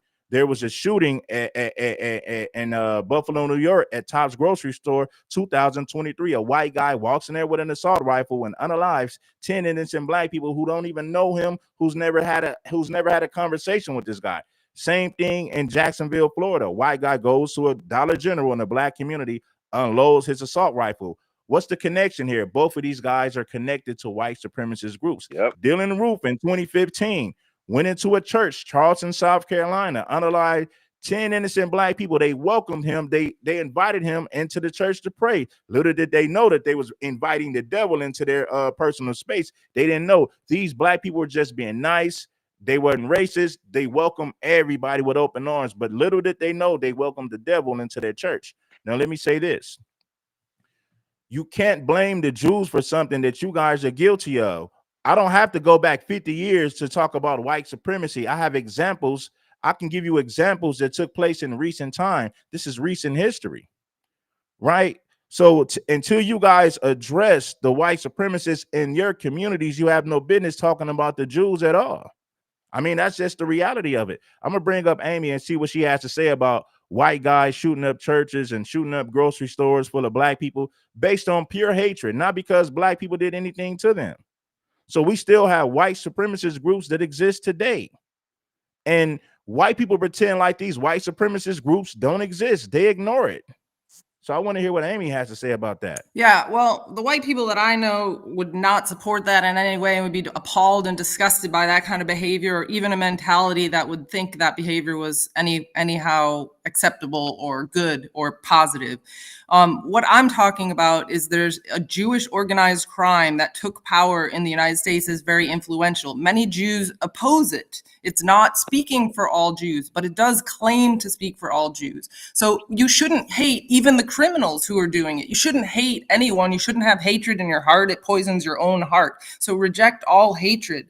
However, you have to understand how the world works if you want to make change. And it's not to be angry and it's not to be bitter, but it's to be honest. It's like a machine. How are the parts? How do they work? That there is a Jewish organized crime syndicate that encourages Jewish people to protect it because it says that they never get the only reason anyone criticizes them is because they hate Jews and they never do anything wrong, and it's only because they hate Jews. And so when they do criminal acts and abusive things, people feel like they can't say anything about it. So people criticizing Israel, for example, get called anti-Semitic, but Israel is liquidating a population of Christians and Muslims right now with our money. And Aaron Bushnell burned himself to death to protest U.S. forces being sent to participate in this. I don't know if you saw that. So he sacrificed his life and maybe his eternal soul to raise awareness of this, a white man, by the way. Not that I care, but the point is, so we need to understand how the power structure works, that Kennedy was assassinated, that the presidents have not as much power as people think, that the spaces of information are controlled. And all I came up to say, if you remember, was don't say, why should Nick Fuentes be platformed, or why should this other person, or Piers Morgan himself, why is it okay for Netanyahu to be platformed? He even goes on these podcasts, and yet Hitler is still supposed to be never anything positive said about him when Netanyahu is doing the same crimes that Hitler did. So that's all I said. It doesn't mean you have to go crash out and run up against and say the Jews. No, inform yourself, educate yourself, purify your heart. I say become Catholic is the best way to have the sacraments, to have Christianity and Christ at the center So of your you life. agree with Nick Fuentes then? Not So on you agree everything. with Nick No, Fuentes? not on everything. But he's definitely saying some important things that need to be said. And there's some things, if I could get in a room with him, I would, have a lot of arguments with too. That's not the point. The point is, why is it Minister Farrakhan can't be heard from when he represents a lot of people? He has some important things to say. He has important successes that should be reported, like getting crime and drug dealers out of the projects and then getting thrown out by who? Jewish organized crime. Yeah. So why can't we talk about all these things? And I don't want to get your channel struck. And, you could get kicked off YouTube for talking about these things. That in itself tells something. So God bless you. God protect you. Never going to not love you. Maybe I'm the only one. Maybe I'm the dumb white girl. I don't think so. God love you. God bless. All right. Well, B1 business. You got the floor. Hey man, we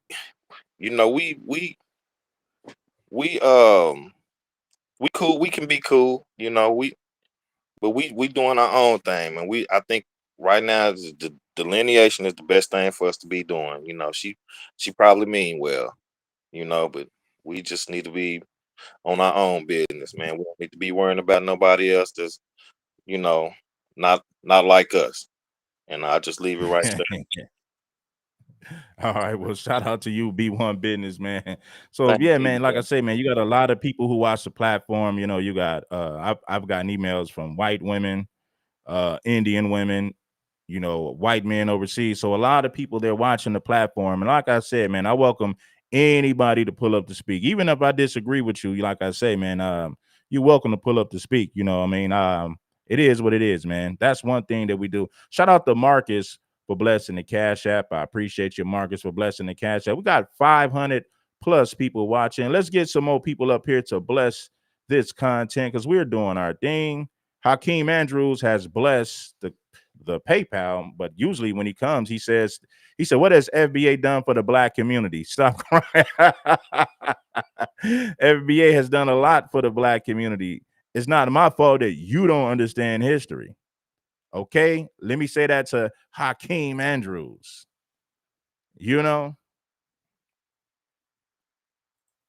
People like Kanye and all these people doing all of this weird shit, buddying up with these white supremacists.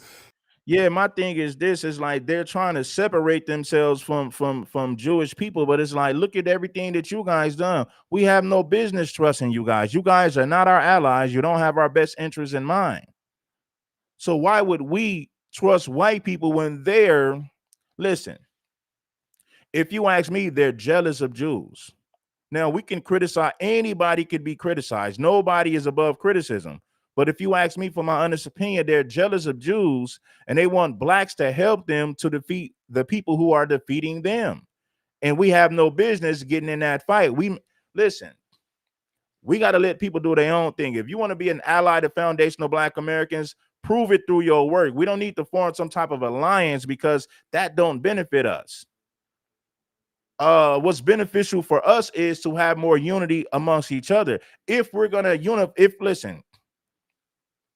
if we're gonna come together with anybody, we're gonna come together with ourselves. We're gonna bring our people together as foundational Black Americans and get on one accord with one another. Trying to form alliances with other races and other groups is not gonna work. We gotta focus on us and do what's best for us. We ain't got no time to be looking for allies because we have no allies. Foundational Black Americans have no allies. That's the honest to God truth. We need more unity amongst our people. We need to bring our people together as foundational Black Americans. So all this, let's have an alliance. Black and brown ain't never been down. Black and brown is one of the biggest lies ever told. So no, I don't want nothing to do with that black and brown thing. I want FBA people to have more unity, more brotherhood, more love, more unity, more peace in our communities. We got to come together with our own people. What do I look like trying to form an alliance with somebody who's been known to be an enemy of us historically?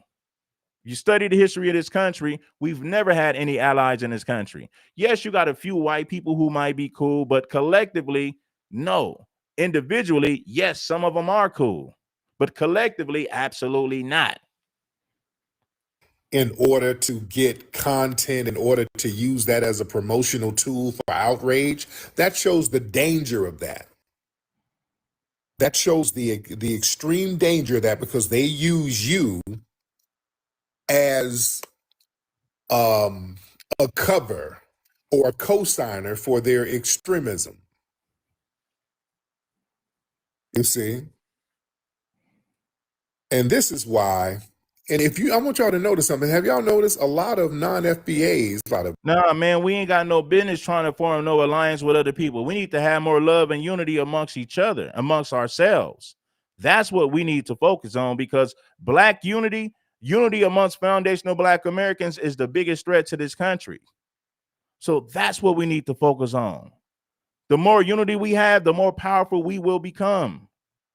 That's where the focus needs to be. Unity amongst FBA people. All these gender wars, I get it. The black man might say something about the black woman, all that stuff is a waste of time.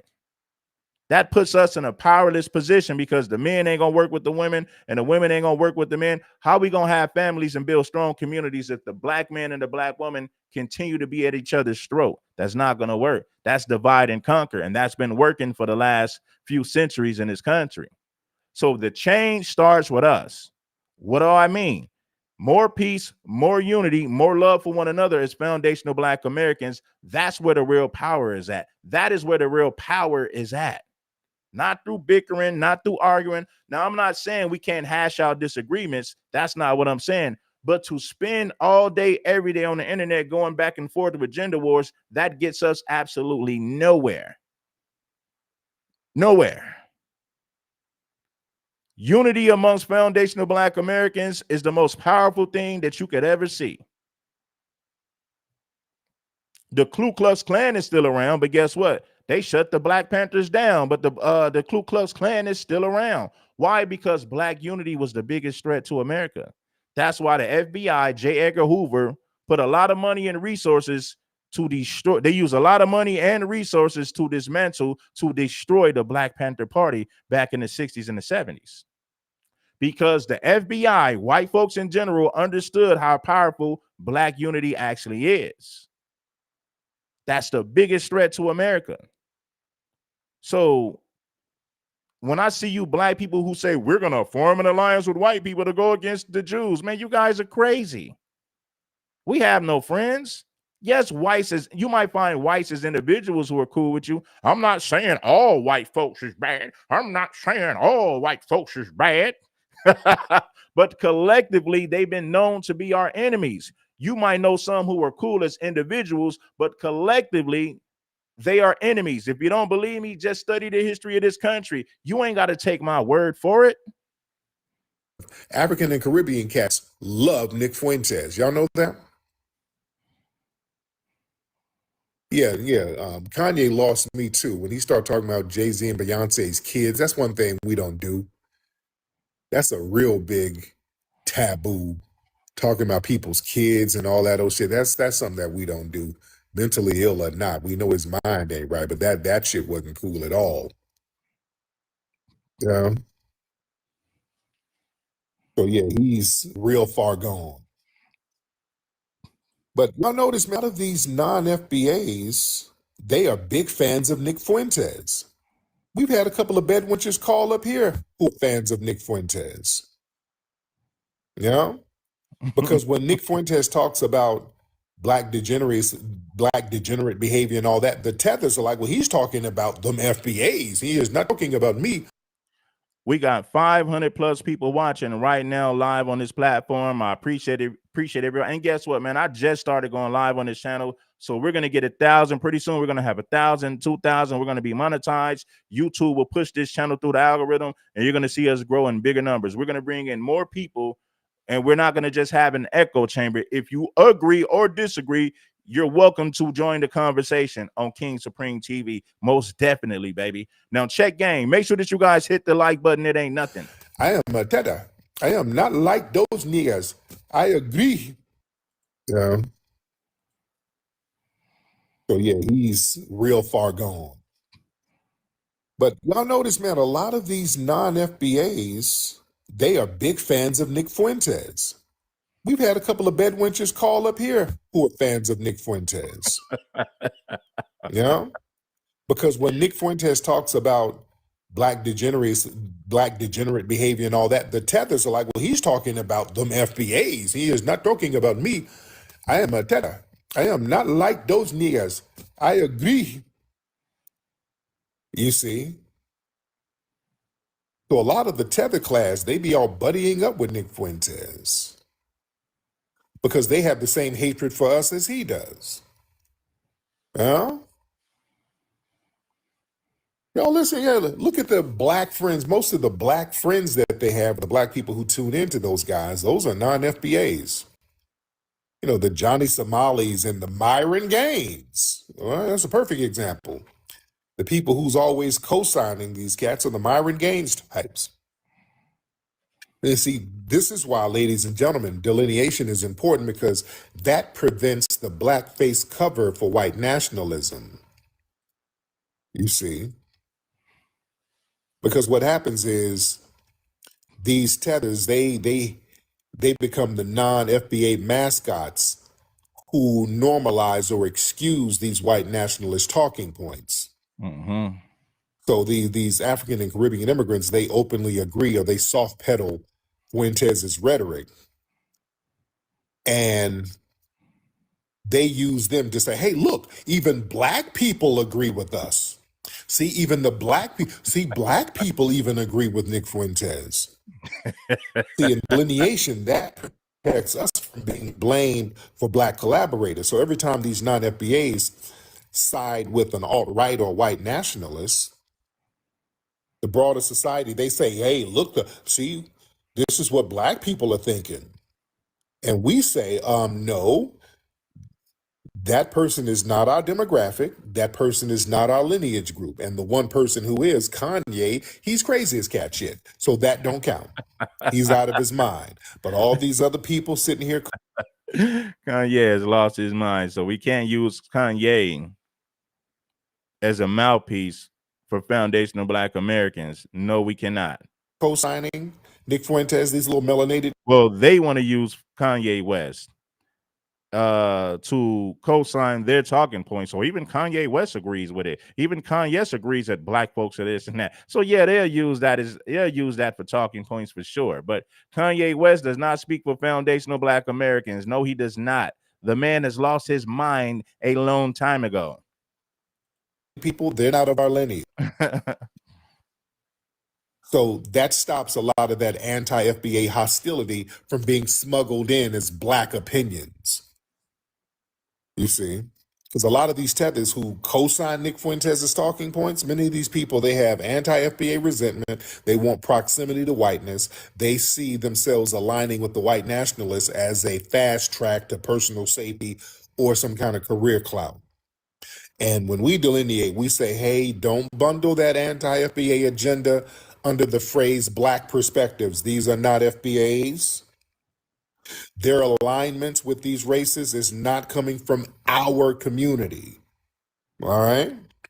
So it's important for us to make a damn distinction, ladies and gentlemen. Ain't nothing wrong with delineating. Yeah? It's very, very important. And the thing is, we expose that buffer class that tries to justify that anti-FBA violence. Shout out to T Fam for sliding on through with the super chat. Shout out to Scoop, and shout out to everybody who supported the super chat. I appreciate everybody for supporting this show. Hot game delivered by King Supreme on a consistent basis. Let's get back to the content. See, when Nick Fuentes and people like that start talking that soft genocide, mass incarceration talk, there's always a set tethers sitting up here. Well, he does have a point about crime. He's only talking about the bad blacks. Oh no. But they never call out the bad whites. See, we can talk about the bad apples in the black community all day, but they never talk about the bad apples in the white community because they're pushing a certain agenda. Right? They want everybody to believe that blacks are just violent and whites are just some of the most civilized people on planet Earth, when that's the furthest thing from the truth. Right? They never call out the bad apples in their community. You know, they pretend like it doesn't exist. Or when you bring up slavery, they say, well, you guys are pretending to be victims. Okay, well, when you complain about black fatigue, when you talk about black fatigue, we could easily say stop crying, because most blacks who commit crimes do not target white people. I repeat, most black people who commit crimes do not target white people. So they're gaslighting you. They're pushing a false narrative. I bet money that Charlie Kirk has never been victimized by a black criminal a day in his life. But he wanted to talk about black violence and black crime every chance he got, and he's never been affected. He's never been victimized by a black criminal a day in his life. Matter of fact, Charlie Kirk lost his life to a white man. Every time somebody made an attempt on Donald Trump's life or any other president, the perpetrator was always a white man. So the biggest threat to a white man in America is a white man. The biggest threat to the white man in America is another white man. When white people lose their lives, when white people are unalive, 90% of the time is by another white person. So the biggest threat to white people are white people, not blacks in America. Let's get that straight. But they want to paint the black community, the black man in particular, as the boogeyman, when the biggest threat to a white man is another white man. If you don't believe me, study it yourself. And you can say, well, Red telling the truth. King Supreme is telling the truth. Yeah. The biggest threat to a white man is always another white man. But you got these white people making all these videos about black fatigue. When black criminals commit crime, it's rare that they target white people. Black people commit proximity crimes, which means they harm people who look just like them. They harm people who live in their same neighborhoods for the most part. They harm people who live in the same community as them for the most part. 9 times out of 10. We don't none of that. See, that's the job of the collaborators. Their job. Let me bring up Ebony. Ebony, you got the floor. I just have something quick to say. Thank you for letting me come up. I was listening to Amy, and a lot of what she was saying in reference was true. But I'm not agreeing with any of her points. I'm definitely not saying as FBAs or as American freedmen to link up with them. But she did give confirmation to something. It's funny how all of a sudden they have so much to say about the Jews. I think what it is the Jews have cut them off the payroll and given the money to the illegals. So now they're insignificant. And she just basically confirmed it, because all before, these same people would defend the very things that the Jews were doing. But now that the Jews are doing it to them per se, now it's a problem, because you hear them more screaming out. So I want people to kind of pay attention. It's like the elites have taken the money to the 1 to 5% and left the other 90 to 95% out of the bag. That's what the problem is. All before they had no problem. We never heard anything about the Jews this, the Jews that. Now they want to spit the facts, because the idea is, see, she knew all of this because she was once a part of it. As long as they were paying them, they didn't care what they did with us. And you're right, they were doing the same thing. So it's like The demons are against the demons, and I'm glad that you guys stated stay out of this business, because what it is what was confirmation to what Amy was saying. They got cut off, and the rest took the money and they gave it to the illegals. So this is a good fight between them, and we need to just stand down and not be on any one side. We have no friends. We only have us, and we all we got, and we all we need. And that's all I wanted to say. Is she just Well, confirmed everything, in my I opinion. appreciate you, Ebony.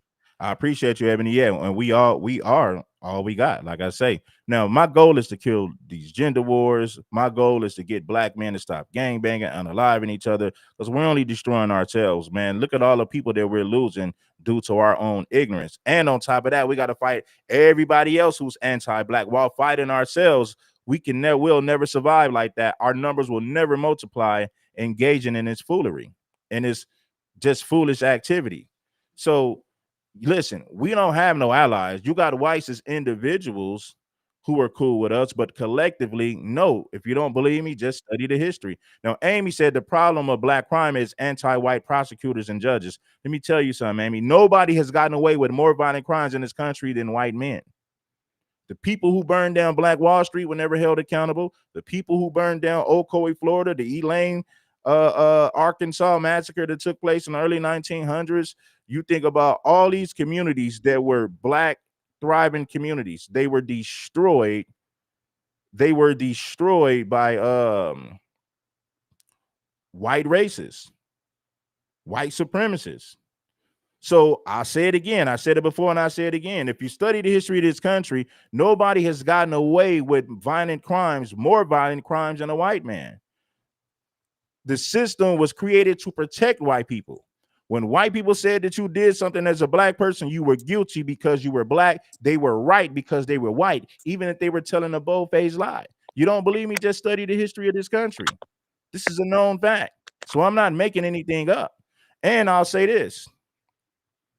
When you talk about Nick Fuentes said the blacks in Chicago ain't being held accountable, you know how many blacks in Chicago?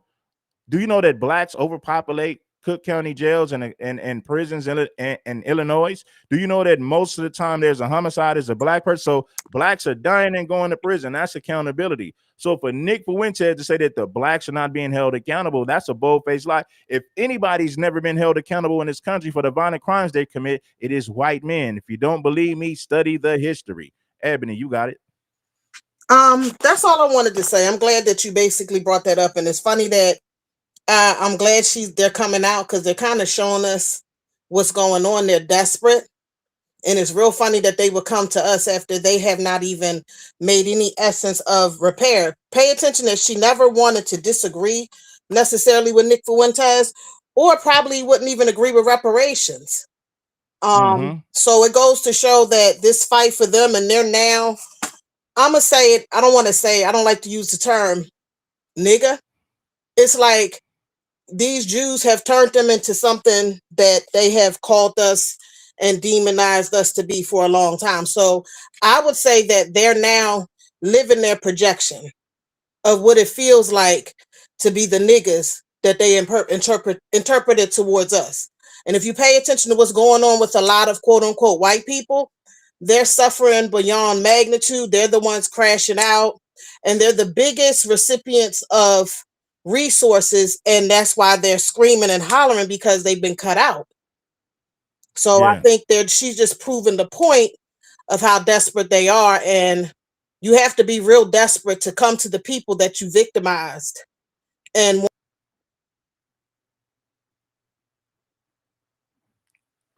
Ebony got it. Ebony dropped down. Let me bring her back up. Hold on 1 second. There you go, Ebony. yeah. There you go. So when they said that we're acting like victims, we're not acting. We are victims, and they owe us a debt. And again, we're not linking up with anybody. We have our own issues to circumvent. And again, she just showed how desperate they were. And I'm gonna leave out on that note. And thank you for allowing me to come up. I appreciate you. You can pull up anytime. We had these conversations. All right. Have a beautiful, blessed day. You too. Bye-bye. All right. Shango, you got it, brother. Yeah, I had to come back, man, because what Ebony was saying was beautiful and on point, man. It was excellent. What you were saying, brother, was 100% facts. Like, we really need to zero in on that as the centerpiece of our conversations around these people, until they address these issues, there's nothing we can do. They owe us a debt. Until they clear Right. that up, we ain't got nothing to talk about. Like, you got to treat it like street business, you know what I'm saying? But I do have to say this too for the people, man, because I'm in Chicago. Not all the criminals are black. That's number one. Number two, black folks get overcharged for things. We already know that. Yes. Yeah, we know all the stats, and we ain't got to go over it. You know, you already know it, so you can do it if you want to. But yeah, we really need to check this, and I'm glad you're doing. I'm glad Tariq is doing it. The FBA movement strong, man. We moving forward, and we just gotta love ourselves, like you said. And last thing, if this so-called coalition people, if they don't want to talk about Brendan O'Connell and his information, I don't want to hear nothing. And you got to look into who that is. But if you ain't talking what he talking, I don't want to hear it, because that's the purest form of the so-called anti-Zionist message that is not racist and it's not based on race. You know what I'm saying? So that's a litmus test to see if somebody's actually an anti-black hater or whatever. You know, do they follow this or do they follow Nick Fuentes? Because he don't like us. So I want to hear somebody that actually at least tolerates us, at least likes us. You know what I'm saying? And that's that Brendan dude. So whatever, but that's all I got to say. Like you said, we only have like one or two white people, and we can work with them, cool. But en masse, nah.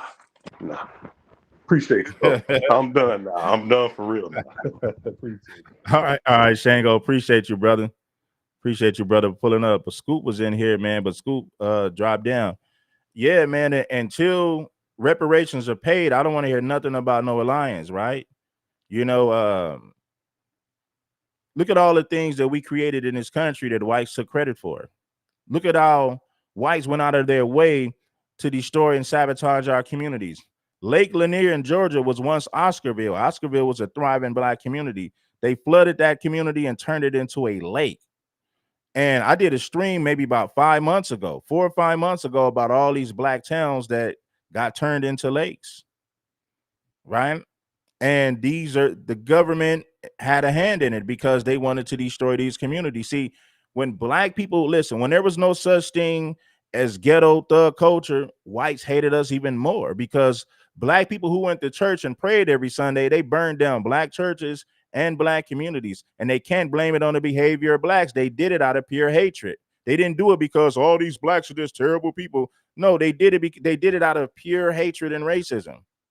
So when whites tell you we have black fatigue, but it's mighty funny that none of these whites who talk about black fatigue, they never call out the criminals in their community. They never call out degenerate behavior coming from their own people. So while you're listen, Charlie Kirk was so busy talking about black fatigue that he didn't pay attention to the violent criminals in his own community who unfortunately unalived him and took his life. Rest in peace. If Charlie Kirk spent more time focusing on the violent criminals in his community, maybe he would have realized that his life was in danger. Maybe he would have realized that his life was in danger coming from his own people. When black people commit crimes, 90% of the time they are victimizing one another. So when white people talk about black fatigue, that's an excuse for that's an excuse for their racism. White people hated us way before there was a such thing as thug and ghetto culture in the black community. Black people who went to church and prayed on their knees every Sunday were still hated by white people. Dylan Roof in 2015 proved that. Remember, bring up Scoop. Scoop, you got it. Can you hear me, Red? Yeah, you got the flow, my brother. Yeah, my audio might be bad, brother. I'm at work trying to tap in on this. Man, look, man. Cut the check. Cut the dang check. That's what they need to do, man. All the excuses they got, all the mess they got, complaining about they tax dollars and this and that, and they don't owe no reparations. So guess what? I guess my ancestors were supposed to have built America for free. Is that what you telling me? Them lashes on their back, they were supposed to get them for free, right? Them getting babies cut out of their stomach, that was for free. All the hard work and things they endured, losing their lives, that was supposed to be for free. Is that what you telling me? What other race worked for free? What other race did not get their just due besides us? I'll wait. Can't tell me that you owe. And it's time to pay up. Nick Fuentes is just an example of how they really feel about us. This ain't got nothing to do with nothing else. All he has is a platform to voice his disdain he has for black people. That's what it's about. And that's what a lot of them are about. They have a disdain for us. They can't stand to see us. They can't stand to see us breathe. They can't stand to see us thrive. That's why we live in a country called America with the 3 triple Ks, because that's how they feel about us. They've never treated us right. How do you take a town and drown that town? How do you destroy towns that are built by black people and then not hold no one accountable? So we should just look the other way. I'm sorry, I'm more militant than that. I'm tired. I don't want to look the other way. So when they ask, well, why you keep bringing up the past? Because I want to remind you of who you people are and what you've done to us. That's why I'm going to continue to bring up the past. That's why I'm going to toss it in your face. Just like you want to toss the 13% criminal statistics, you want to do all of that and make us out to be that we these people who don't know how to act, who don't know how to conduct themselves. Well, if that was the case, we blaming y'all because look what you did to us. Why are we supposed to act right? We're supposed to do as you tell us to do, when you tell us to do it, the way you tell us to do it.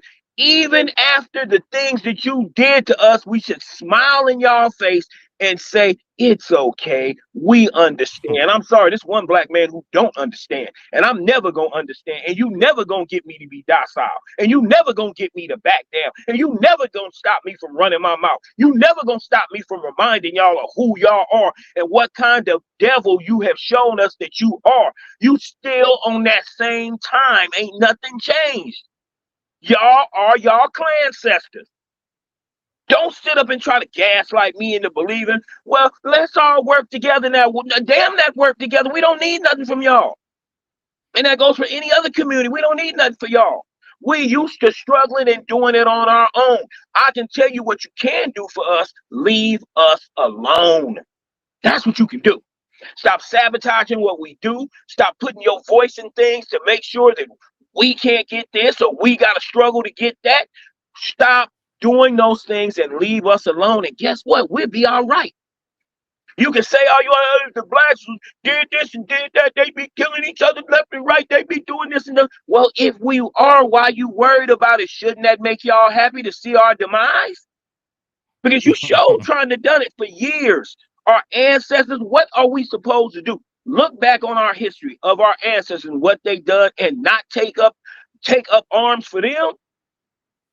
I love my ancestors. Hell yeah, I'm gonna take up arms. What you did to them, now I'm here to take the up arms for them. And now that debt needs to be paid to us for what you put us, our ancestors, through and what you continue to put us through. You better recognize the real. We ain't playing no games. Nobody cares about how y'all feel about us. You can take that and run with it somewhere else. Like Big E said, you can kick rocks around the block with no socks. Don't nobody care about y'all. Y'all think y'all got some kind of a hold on us and we should care how you feel. Anybody that's been on social media knows good and damn well. You go to the comments for any social media platform and all they do is demean and talk about us. One of us get unalive. Oh, they coming in smiling with emojis, thumbs up, this, that, black this, and those blacks that. That's all you guys do. That's why I say you're still your clan ancestors. Nothing has changed. You are not allies to us. You don't care about us. What you want to do is get rid of us, and you want us to shut up and talk about it. You want us docile. You want us to be quiet. You don't want us bringing up history. That's why you try to get rid of history. You try to burn books. You take those educations out of school. But guess what, folks? We don't need you to educate our children because we know if you do, you ain't going to tell the truth. We going to break it down and tell them the truth, but you want to tell us we are liars. We didn't build America. We didn't build the White House. We didn't build the infrastructure. Why? Because you guys stole everything. Are you willing to give all that stuff back? Are you willing to give us credit? Are you willing to cut the check? No, because you are still your clan ancestors. So, as in the words of the great Big E, y'all can kick rocks. And I'm going to land it there, Red. Appreciate you, Scoop, for pulling up, my brother. Shout out to Scoop for pulling up. Yeah, man, we've been on for 2 hours. And listen, Amy, I had to bring some more people up. I'm out of time right now. We at the 2-hour mark. Anytime you want to pull up when I have these shows, you're welcome to pull up and have these shows. And if anybody wants to contact me, we can set up a debate. We can set up a conversation. You can let me know when you're ready to pull up. So this is what I will do. This is what I will do. So if you want to contact me, my Gmail is in the chat. ambor200@gmail.com. That's where you could contact me. We're going to put it on the screen. So there it is, man. If you guys want to get in contact with me, I got people who've been reaching out. They want to do merch for me, people who want to affiliate marketing. So I've had a lot of people who hit me up who want to do business, not just YouTubers who want to have a conversation, you know, people who do merch, people who do films, people who do documentaries. So I've had people reach out within the last 6 months, and we're going to put a lot of those things together. You know, we've been talking on YouTube for a minute. Now it's time to expand outside of YouTube to do bigger and better things. But at the same time, we'll continue to drop content on YouTube for the people, right? Knowledge that you can't get in college. I suggest that you pay homage to some of this real certified game delivered by King Supreme in a major way. So yes, the Gmail is in the chat. You can see it right there. Reach out if you want to have a conversation, you want a consultation, or if you want to conduct some business. That's where you can reach me at, right there. That's the Gmail. Now check it. Make sure that you guys subscribe to the channel. If you haven't subscribed to the channel, make sure that you subscribe to the channel today. The Gmail is on the screen. The Gmail is in the chat. That's where you can find me. So, you know, yeah, Cash App, $Red1803. If you want to support the Cash App, it's $Red1803. You can find the Cash App in my links. I got all of my links right there if you want to be a contributor or a supporter to this content. It's not hard. It's pretty easy. So peace to everybody. I got to get up out of here. I'll be back with a second show, maybe around 2. Like 2:30. We'll come back with a second show, and we'll bring some more people up to speak with no problem. I'll schedule it so everybody know that you'll know what time I'm going live. I'll schedule it, and maybe hopefully you'll get the notification that I'll be going live maybe around like 2:30. You heard me? Peace, love, and blessings to everybody. I got to get up out of here. Subscribe to the channel. King